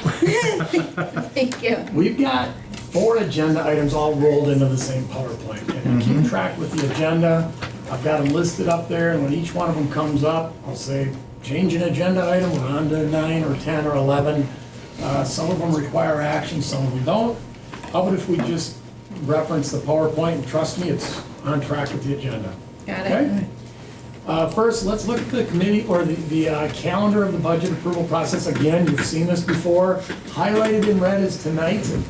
Tonight, you're taking action on a few things. It's a pretty important night because what you take action on tonight will become part of the annual meeting. And we'll publicize it as part of the annual meeting. And we'll develop a budget book that's handed out during the annual meeting and prior to it. So what you take action on tonight will allow us to publish some of those things and commit to the annual meeting. We need action on this. There's the motion. The annual meeting's date has to be established. And last year at the annual meeting, the electorate gave you the authority to do this. So now, here you go. There's a motion to have it on September 23rd. Okay, so why don't we move on with that item then? I'm seeking a motion to approve Monday, September 23rd, 2019 as the date for the 2019-2020 budget hearing and annual meeting. The meeting will be held at 6 o'clock in the Nicholson Boardroom at the Longfellow Administration Center, beginning with the budget hearing, followed by the annual meeting. So moved. Second. All in favor? Aye. Opposed? Abstentions? Motion carries. Thank you. Great. Next agenda item, sharing equalized values, not something you need to take action on. This will be finalized by the Department of Revenue on February 5th or October 15th. So just to say that property values aren't really decided by us.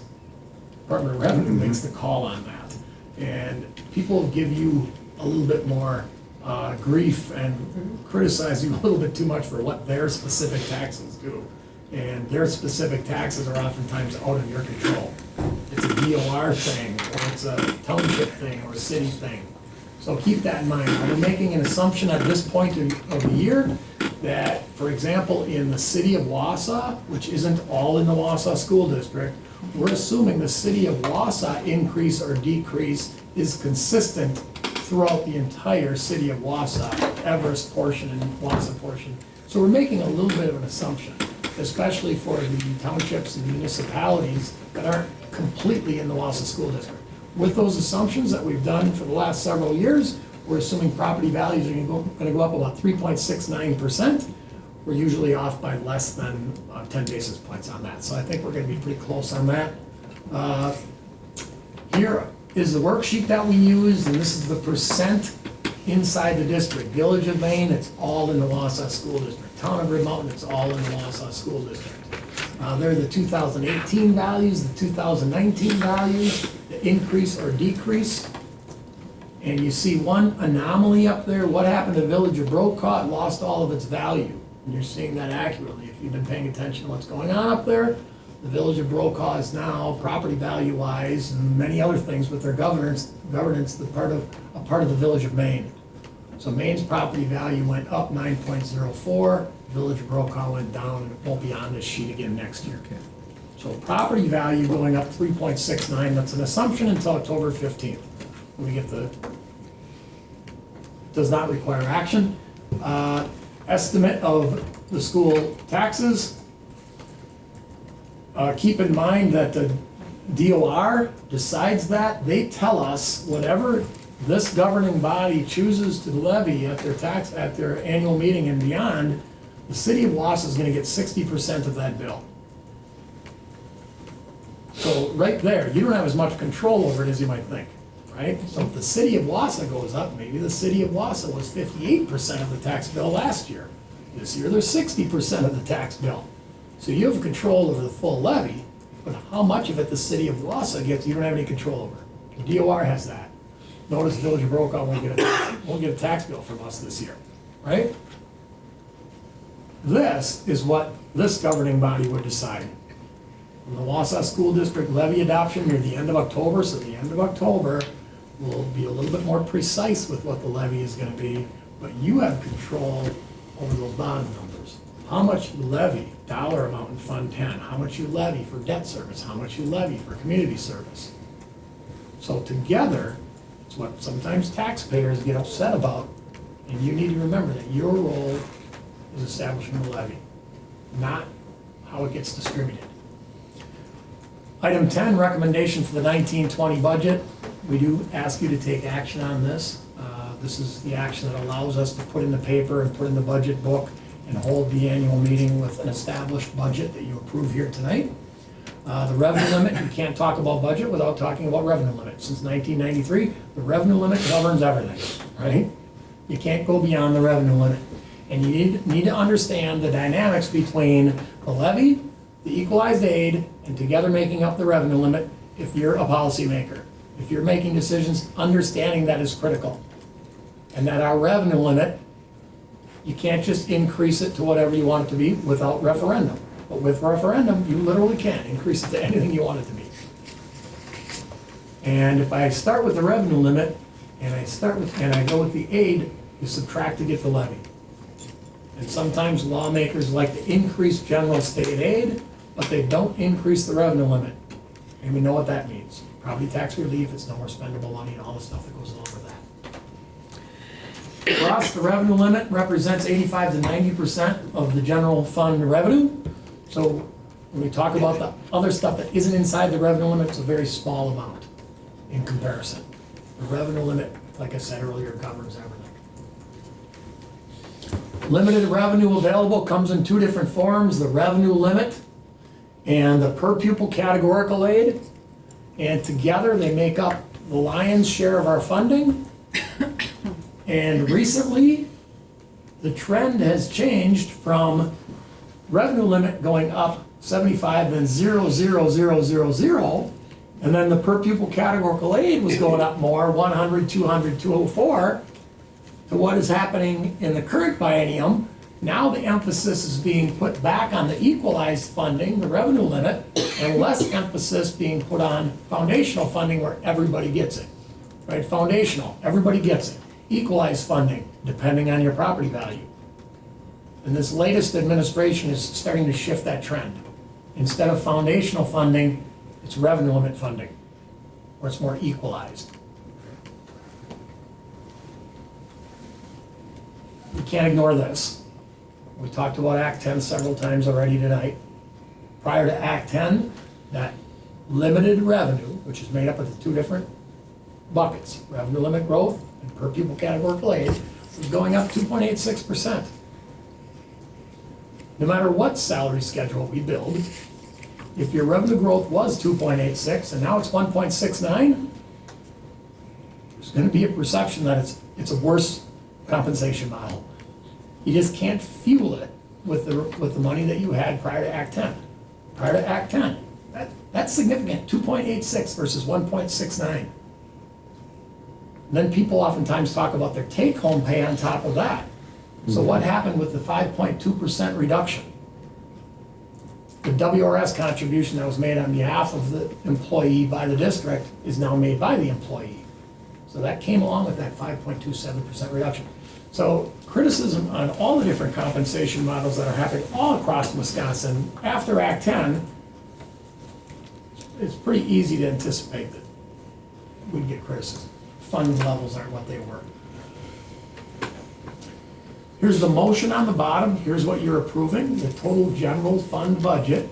I've got the 18-19 numbers, the 19-20 numbers, the change, revenue and expenses. They don't quite match this year. We've got some things going on with one-time money being pulled from fund balance for the elementary math curriculum, you might recall. And I think there's some scoreboard issues going on, some scoreboard revenue that offsets it, more scoreboard revenue when the expense was already incurred a couple years ago. So expenses and revenue will not match exactly, nor will they at the annual meeting, both going up around 1.8, 1.7.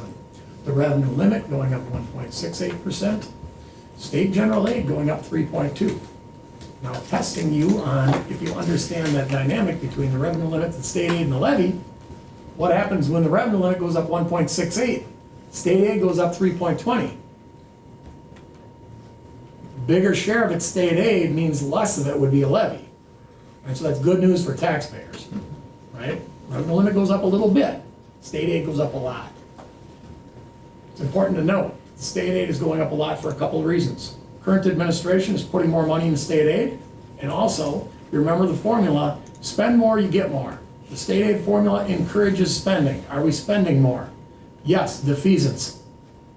Right, we're tackling debt from next year, the year after that, the year after that. We're spending more, so we get favorable treatment on the aid formula.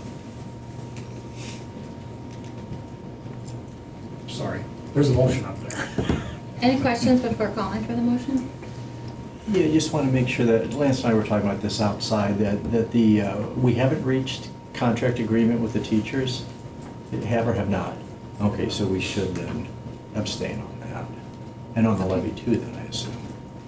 Yeah, I don't know that we have to just because we're not voting on how the actual budget's gonna be made. We're just voting on the total amount, but I think we always just do it anyway, just might as well. Okay, all right, then I'm seeking a motion to recommend to the Board of Education a preliminary 2019-2020 general fund budget of $105,154,774 for expenses and $105,024,774 for revenue for presentation at the annual meeting and budget hearing on September 23rd, 2019. So move. Second. All in favor? Aye. Opposed? Abstentions? Aye. Motion carried. Thank you. One more agenda item left, and it's the actual levy that supports the budget. So we ask you to vote on the levy now. We ask the electorate to come in September 23rd, vote on it again, and then you have the final say, October 20-something, right?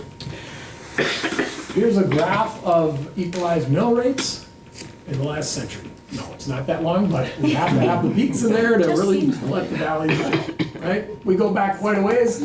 Go back to 1969. We know that in 1993, from an earlier slide, is when revenue limits started. Do revenue limits work? They certainly control the mill rate. Right? From 1993, it really stabilized. And since I arrived, no, not the reason why, but in the last 6-7 years, they've even stabilized more. And I have to give credit to the business department, I have to give credit to the voters in the district, I have to give credit to the school board for doing what you have done to manage that mill rate in spite of, in 2014-15, $1.6 million. We didn't bond for it all, we just taxed and spent it on energy efficiency work. In 2015-16, phase 2, $10 million of energy efficiency work. In 15-16, passed a $30 million referendum. In 17-18, phase 3 energy efficiency, borrowed another $10 million. Borrowed about $15 million, look what happened to the mill rate. Understandably, it went from $11.12 to $11.46, about what we said it would with the passage of the referendum. And since then, it's gone down, down, down, and we're expecting it to go down again this year, from $11 to $10.79, while defeasing more debt and creating an opportunity for a referendum if the community so decides. Excellent job. General fund levy, we're gonna tax less for the general fund this year. That's because we get a little bit more aid. Debt service levy, we are taxing a little bit more. We're defeasing the same amount we defeased last year, plus $1 million. Gonna go up a little bit. Community service levy. Nancy Cedar's been here in front of us before talking about how grants are a little bit fewer and harder to come by. And we're running out of grant opportunities for community service before and after school programming. And also keep in mind, the 487.2 that we've been taxing for this, over the last 6 years, it hasn't changed. So 6 years, that has not changed. So this is the first time I've changed that levy, I think, since I've been here, or we've changed that levy since I've been here. So it looks like a big percent, 28.74%, but keep in mind it's 000, and the dollar amounts, relatively speaking, are a little bit smaller. Total levy, $46,182,928. The defeasance, the $8.6 million that we're defeasing, people love to spend that money. Oh, $700,000 that we're saving taxpayers. Let's apply that to the teacher compensation model. Let's hire new staff. Let's buy this. That's just money we aren't taxing. That's in Fund 39, which is designated for debt service only. We can't reapply that to Fund 10. But it is money that we save taxpayers. Over the next 10 years, the defeasance just for this year, saving taxpayers $700,000. Good strategy. The mill rates are given. Those are going to change between now and September 23rd. And they'll change again by October 28th, or whatever your last meeting is. So we don't know how close they're going to be. But with the defeasance, we have some control over that. We could arrive at $10.79 right on the nose if we really wanted to. So there's a motion for you to consider as well. Any questions for Bob? All right, hearing none, I'm seeking a motion to recommend to the Board of Education projected tax levy of $46,182,928 for presentation at the annual meeting and budget hearing on September 23rd, 2019. Second. All in favor? Aye. Opposed? Abstentions? Aye, abstain. Motion carries. And then I can't let you go any further without thanking Noel and Janet. Noel's been very patient, he's here tonight. Janet offered, but I said, no, one of you is enough, I think. But they put a ton of work. I can't say how much work they've put into this project up until this point and continuing to the end of October when the levy is set. So thanks to Noel, thanks to Janet. If you get a chance to thank them personally, that'd be great too. All right, wonderful. Well, thank you, Noel and Janet. It is clear there's immense work in this PowerPoint. So thank you to them, and thank you, Bob, for presenting it. Okay, on to the next agenda item. We're on agenda item 12. And this is the WASB Region 5 Director discussion. Recall that the seat is up for Region 5. WASA sits in Region 5. We can nominate somebody from this board that could be in the election for that. We talked last time about the time commitment that is required if somebody were to prevail in that election. And just kind of left it for if anybody was interested. I did hear from one interested board member. I'm not sure, is anybody else interested?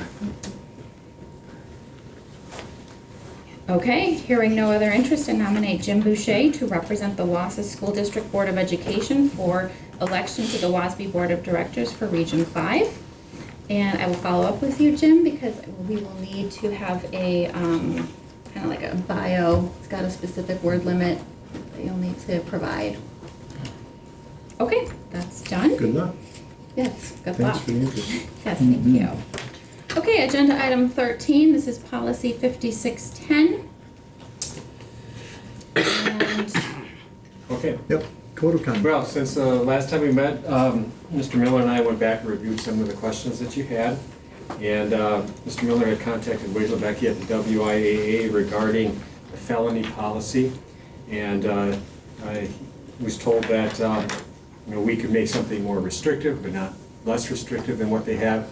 And if somebody would commit a felony within their within the parameters of our policy of who's covered by it, that they would still be held to WIA policy. So we're basically taking the WIA policy, putting it in our handbook, and with the idea that they recommend that we would make no changes to it, that would go in as is. And then the amnesty clause, once again, I think what came out of that was that the wording didn't really fit together too well, but that was what the WIA wrote, so we decided not to change anything, but we put it in bullet format, so it looks a little bit cleaner, so people can say these are the exact reasons why somebody could, go to the amnesty policy and ask to be exempt. And so I guess with that, if you have any questions, please let us know. So for the felony, we wouldn't have any choice with any WIAA events, so our only decision is whether we would want to also apply that to all activities. Correct.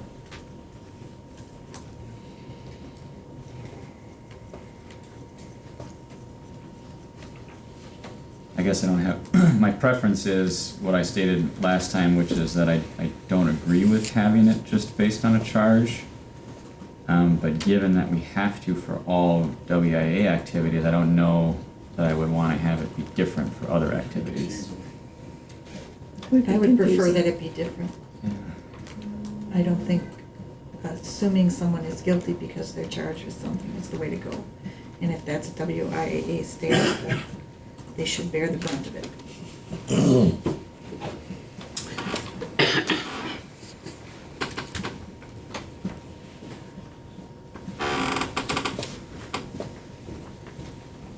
Was there a recommendation for change or? Yeah, so just hearing some silence here, it sounds like board members are still uncomfortable moving forward on that particular provision. I think one of the things that could be considered as well, though, is that as a school district, we have less of a burden as an athletic director or principal when it comes to dealing with student activity and such as that type of behavior. And so within our policy, we'd probably be well in our rights to go ahead and keep somebody from participating based on our burden of proof versus, say, what the police would have. So I don't know if that helps you in any way, shape, or form. But Yeah, and I brought that up last time, is that that I would support and do support that we could suspend a student even before they're charged. I'm just not comfortable with being told we have to suspend a student just because they're charged. If we don't know of anything other than the fact that there's a charge. I don't agree with that, but if that's the WIA rule, then it's the WIA rule. We can't do anything about that for the WIA activities. It would only be a decision of whether we'd want to have it be different for, if we want to have our policy for our activities and then have a notice, please also note that for WIA activities, even a simple, you could have that provision. But I just don't know if I like having two different standards. I prefer the two different standards. Yeah. I think it's a case-by-case basis. I mean, if one of our kids goes into a store and holds it up and it's on video, obviously, we can make the decision that they would not be allowed to participate in sport. But if it is something that isn't captured on video and it's kind of hearsay and roundabout, it could be a case of mistaken identity, and then we're going to punish a kid and maybe make him or her miss out on a scholarship. I have a problem with that.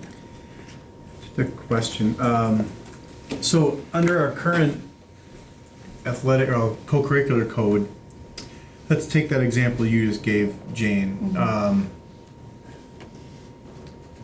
There's some video evidence, we become aware of it, or however, we see it, even if they haven't been charged. In our current language, could we withhold athletics and other co-curricular participation? I believe you can. I believe we could. Yeah. So we could have the same standard without the same language, correct? We're just required to have the language for the WIA. Yeah, we can suspend a student from an activity without there being a charge, just based on our own internal investigation. Where the WIA is different is the WIA is saying that it doesn't matter what your own internal investigation shows. It doesn't matter what information you know. You may know nothing other than the fact that there's a charge. Right, You might not know anything else. right, Gotta suspend them. yep. Okay, so the new language really could simply say, in WIAA sanctioned athletics, any student charged, blah, blah, blah. And that only applies, the rest of that paragraph only applies to WIAA. Right. I And everything think, else is still under the rest of 6. I'm sorry to interrupt. Brian or Paul, so the language though, WIA wants the language as it's written, correct? Did I understand that correctly?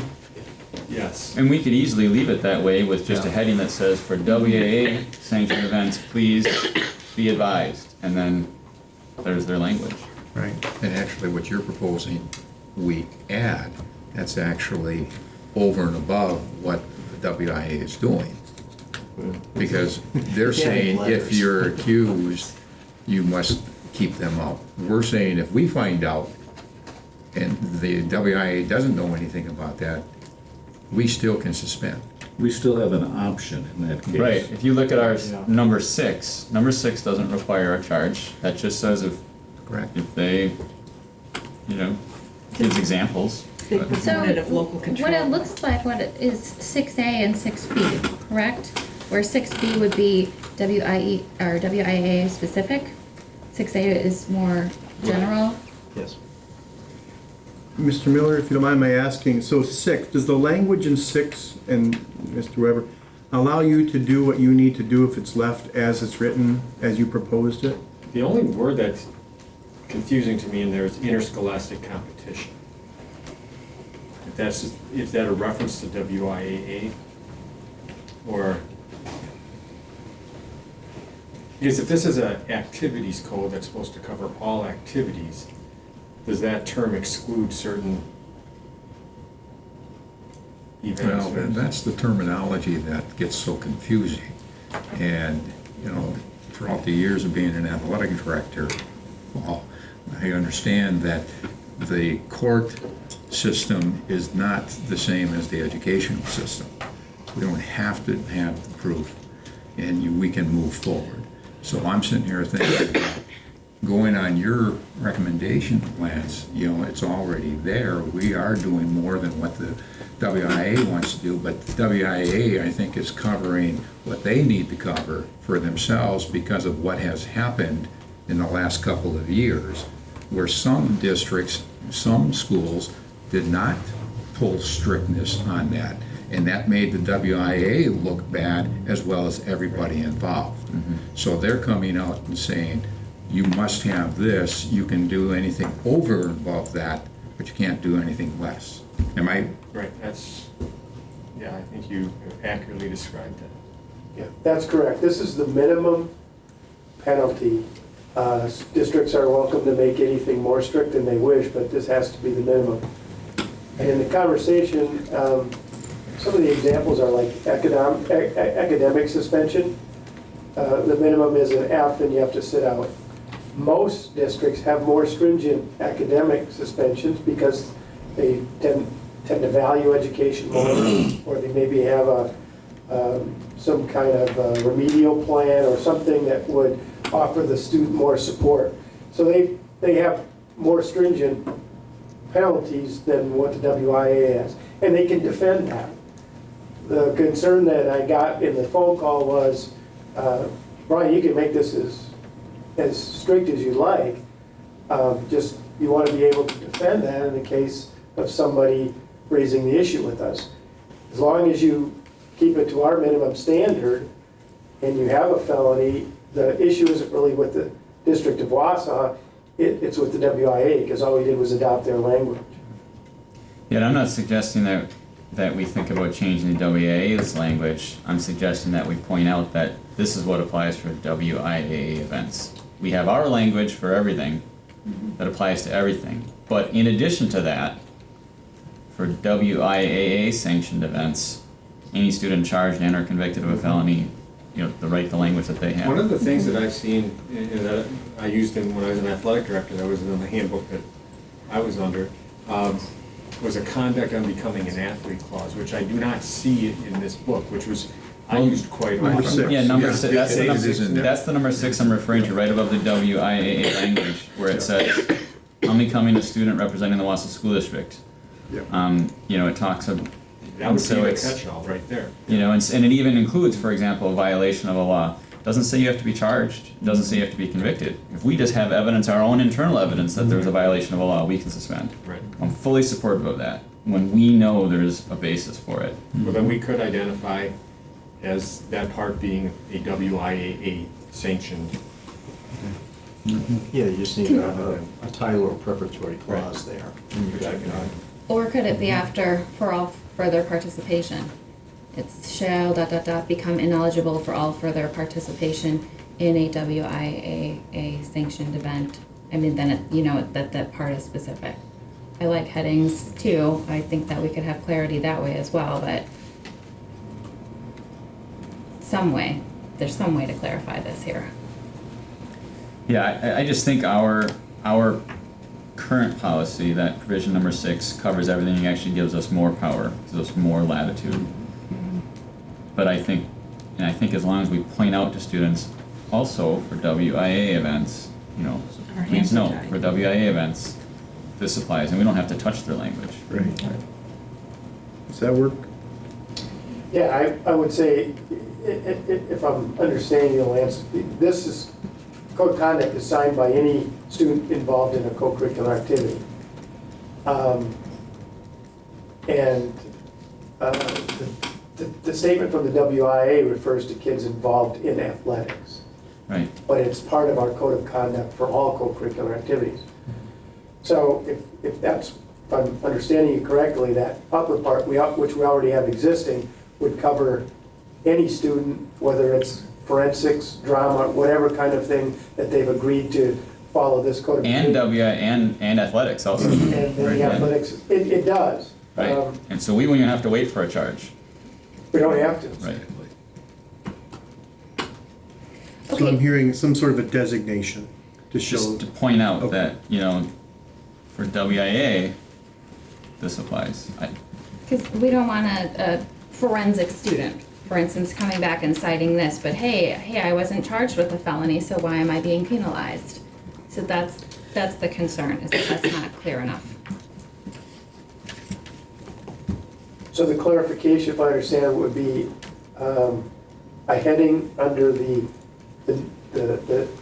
part from the WIA that states this part is specifically directed towards student athletes, not co-curricular participants. Well, I would say it's directed to WIA.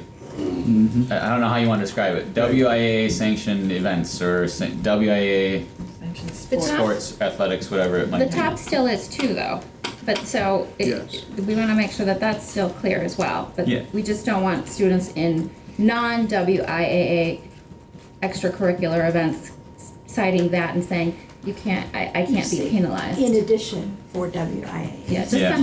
something to clarify it. Yeah, because you've kept the old language as it is, and if you said like that, in addition, for WIA sanctioned activities, This, and then just Yes, my additional concern is how much do we really utilize this code?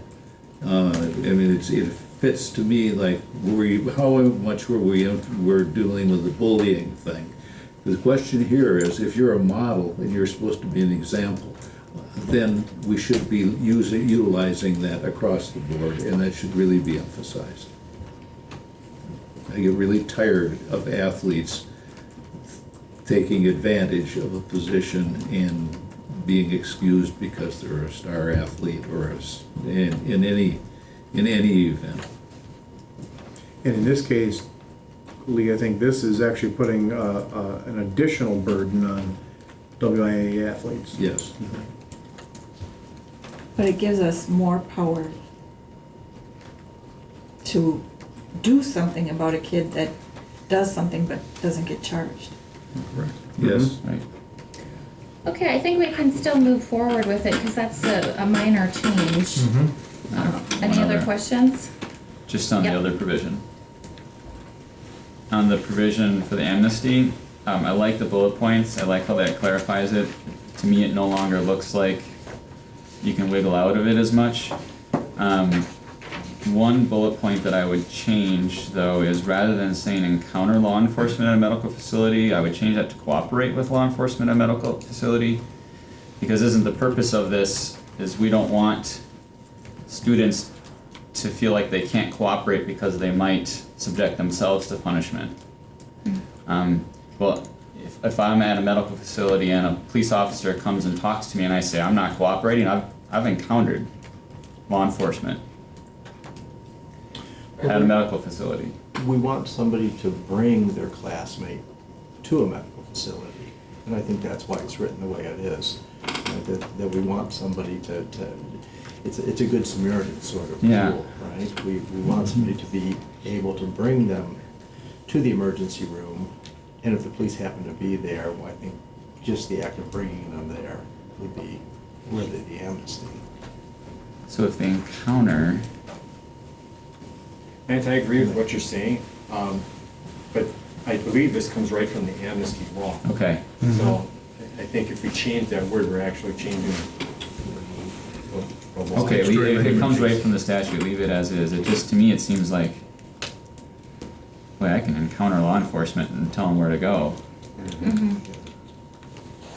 Haven't really done anything to earn any amnesty. Lance, I asked Wade at the WIA about this one as well, and he said that comes right out of the amnesty law, and they put it in their handbook that way. Let's leave it as it is The then. bullet points, maybe they'll like ours and change theirs in the Yeah, I think the bullet points was an improvement. Mm-hmm. Yeah, that was an improvement. Definitely.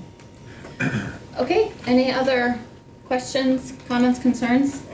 Okay, then with those minor changes, seeking a motion to approve policy 5610, the high school activities code as revised. So moved. Second.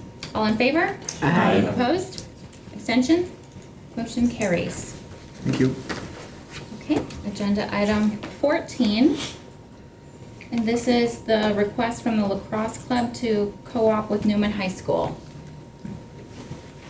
Okay, so Mr. Miller came to me and said that there was a request for several Newman students to want to play on our lacrosse team. And so I'm kind of getting into I found that there's some history behind some of this, and so you may know obviously the history better than I do, so if I'm missing something, let me know.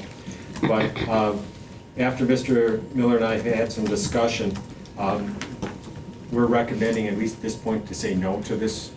There are several reasons for that. I mean, there is some board policy on being a full-time student in the district in order to participate in Wausau School District activities and clubs and organizations.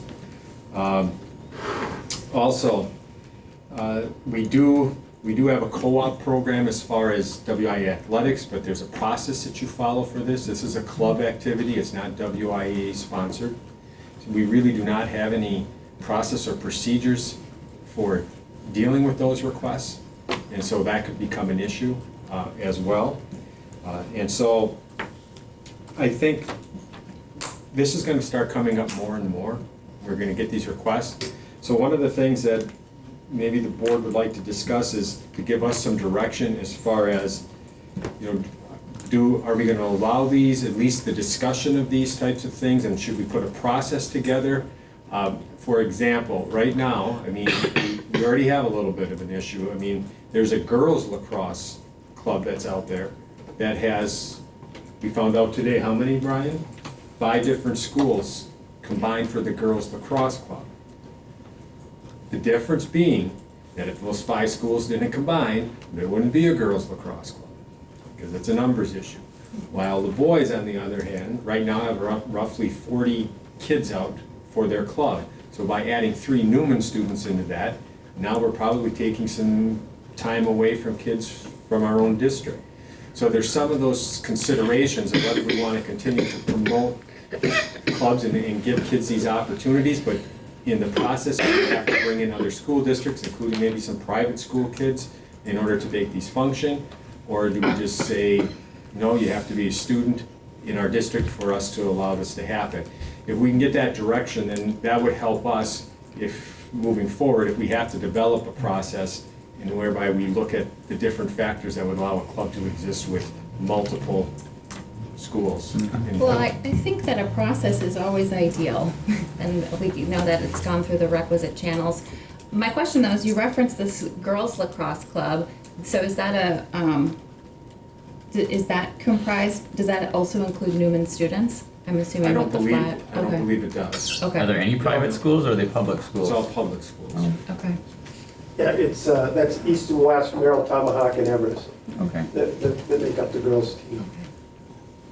I guess my only concern is that you guys are acting in the best interest of our students. To me, each situation may be different, right? In that case, we need 5 schools to have a girls' team. In this case, we don't for the boys. So you're right, you take away playing time, there's all other things that go along with it. So I don't know, I just defer to you guys on what's in the best interest of the district. Yeah, so we could bring some guidelines, right? It wouldn't be black and white. We did go back and watch your meeting when you approved the hockey co-op, just so we kind of knew where you were coming from, which kind of led us to this.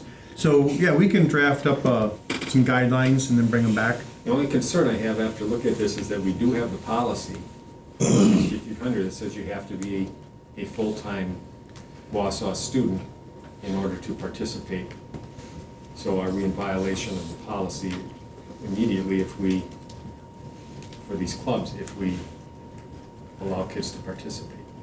Would that apply to the hockey thing that was approved? Well, that was a co-op through the WIAA, so that's, if we That's sponsor. exempt at that level. So there is a policy in terms of WIAA, but not one for the club kind of activity. It doesn't, I yeah. I think the difference is with the girls, there is no team.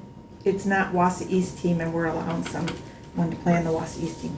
It is a conglomeration of these 5 schools. With the boys, we have a team and we don't need to have these other people come in. So it's our team, it's not.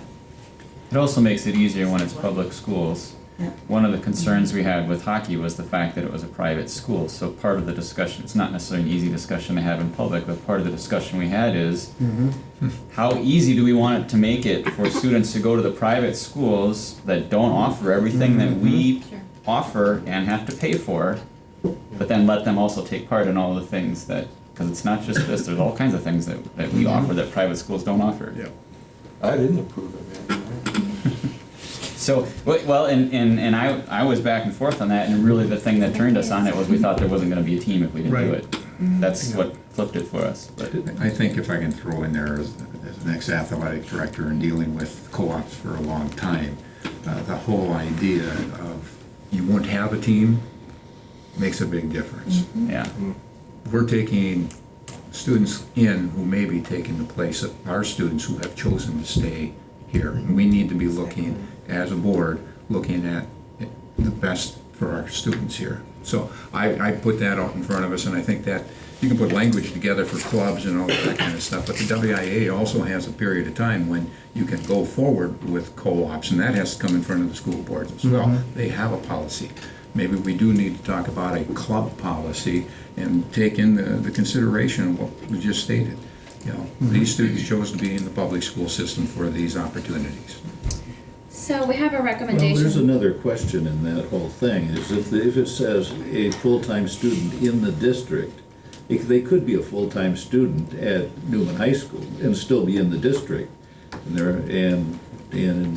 think by that they mean the Wausau School District. So, I mean, I think that there is a question in that regard, and certainly there would be some argument that we might get around that. I think it would be good to put down together some kind of a policy statement. Okay, so we have a recommendation from the administration. Are there any other questions? Otherwise, moving forward. Okay, so I'm seeking a motion to deny allowing students from Newman High School to play on the Wausau lacrosse club team. So moved. All in favor? Aye. Opposed? Abstentions? Motion carries. Thank you. So, we're at agenda item 15. Dr. Hiltz, did you want to spend an hour on Neola policies? Nope, I'm gonna spend 15 minutes. Okay. Maybe 10, how about that? How about 5? Getting better and better. Yeah. Do we get a timer? I got a timer. So we brought the 1000s last time. I understood there were a few questions and some notes. We made note of those.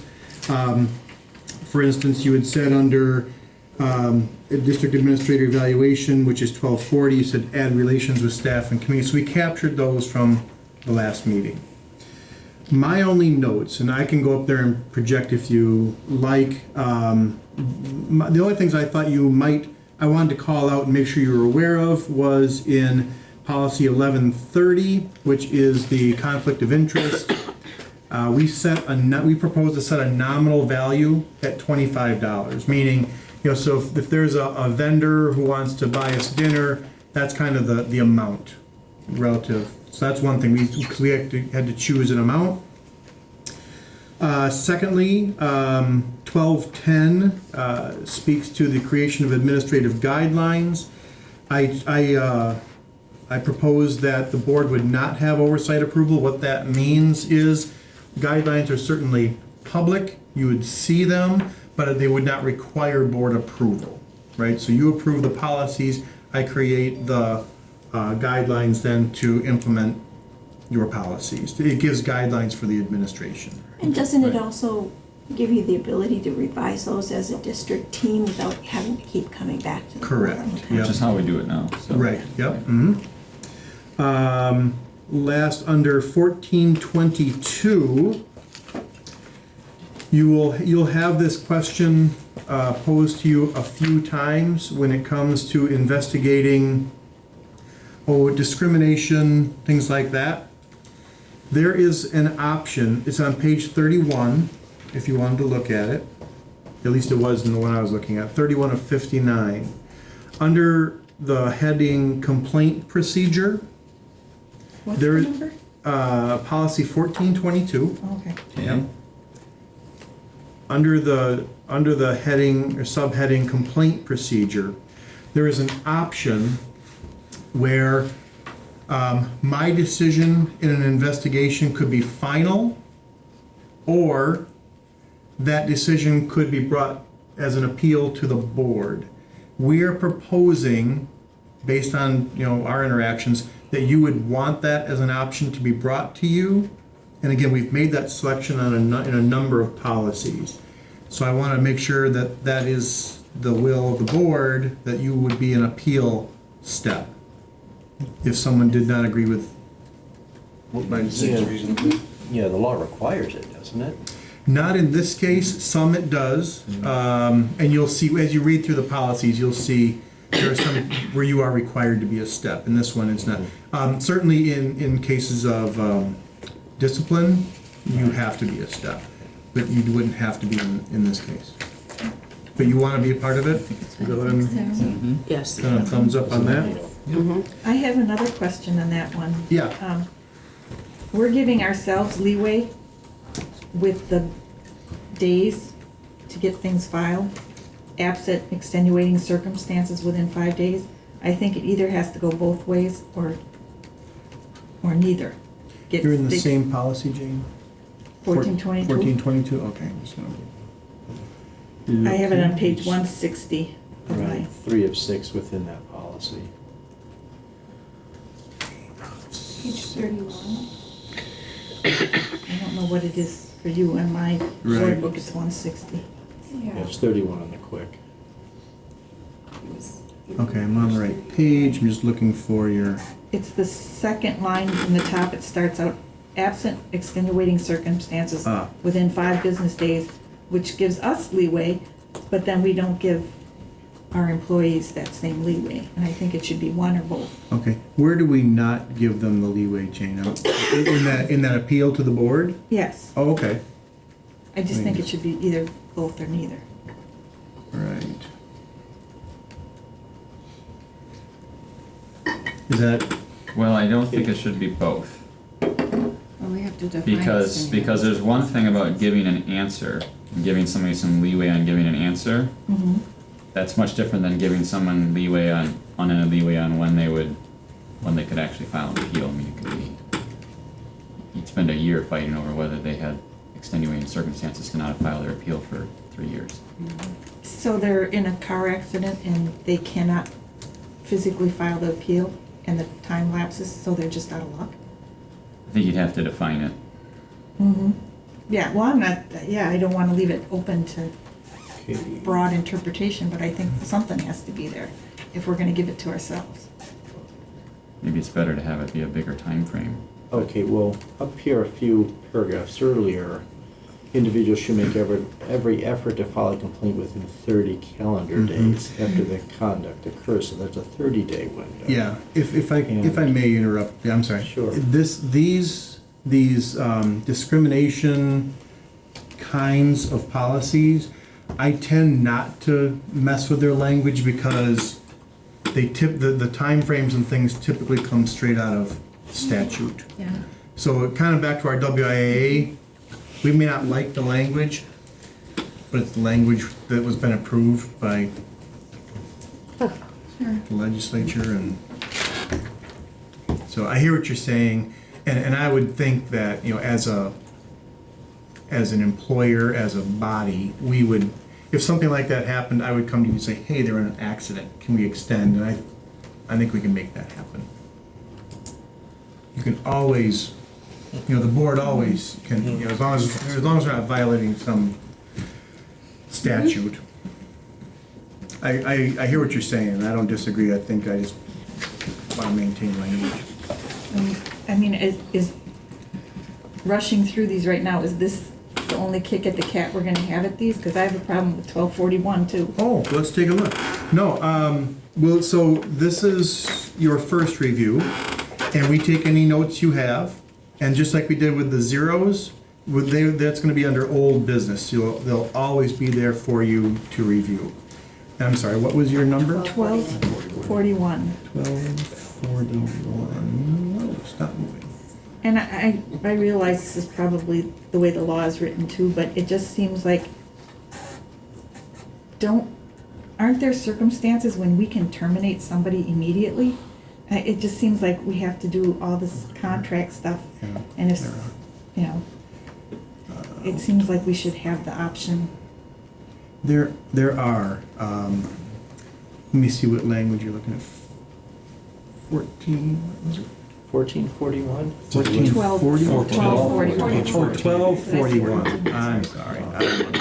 Which one is it, 12 or 14? 1241. 1241. Non-reemployment of district administrator. Okay. Because I remember one year I was at the convention in Milwaukee and a superintendent, not from anywhere near here, got caught visiting a child prostitute. Yeah. Yeah, that would be grounds for. And I just don't know, where does that fall in our policies that we can terminate someone like that? Might be in statute too. I mean, frankly, you know, let's see. Where are you? Is there language in here that you think is missing, or is there language I that just you? think there's something missing. Because, I mean, this talks about the notice and, you know, Isn't it also timing. just general termination guidelines in the handbook, or in the contract itself? Yeah, I'd have to go back and check. And then I going haven't read hand it. in hand with this Seems about odd. notifying us that they had contact with law enforcement, any employee. Where does that fall in our policies? Well, there's also some of these notices and some of these things that apply to employees under contract are also why we have the flip side of that, which is liquidated damages when employees leave before their contract is done, and they have notices and they have things that they have to follow too. Oh.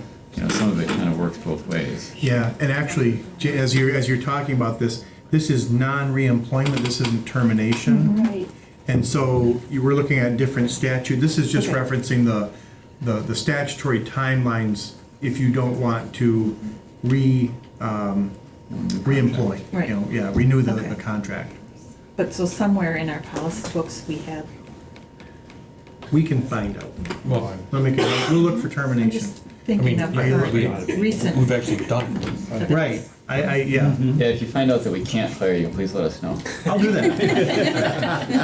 I'm not just Trust talking me. about anybody. Possibly it Look could at be the under dog code of prostitute. conduct. Say again? It might possibly be under code of conduct. Code of conduct, yeah. Yeah, like you say, we've done it, so somehow we were able to. And I thought there was something in the part about the criminal background check that employees were required to notify the Yes. district if they had a charge that came up. I Yes. thought that language was in Pending. there. It is. Okay, I'm just wondering, because we just had the situation where we went, what, weeks before we were notified, and we all found out through the press. Right, that wasn't a charge, it was a citation. Yeah. That might ought to be somewhere. Yeah, Oh, because that reflected I can very tell you about badly on the that. district. later.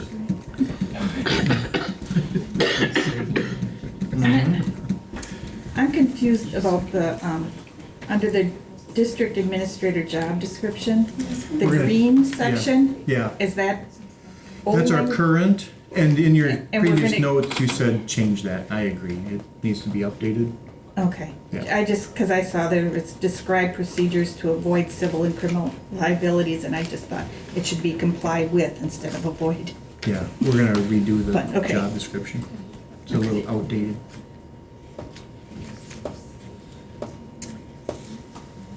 Cool. So, Dr. Heltz, how do you want to approach these? Because we have not gone through each and every one. You've highlighted a few things. Mm-hmm. I know you want to keep moving on these, but at the same time, we haven't gone through each one. So, What's this, what we're gonna do in September? We can start with them. In September, I was hoping to go to the 3,000 and 4,000s, which is the staffing policies, and I think we were gonna schedule about 2 hours, and if we happen to move through those quickly, we would go to the 2,000, which is students.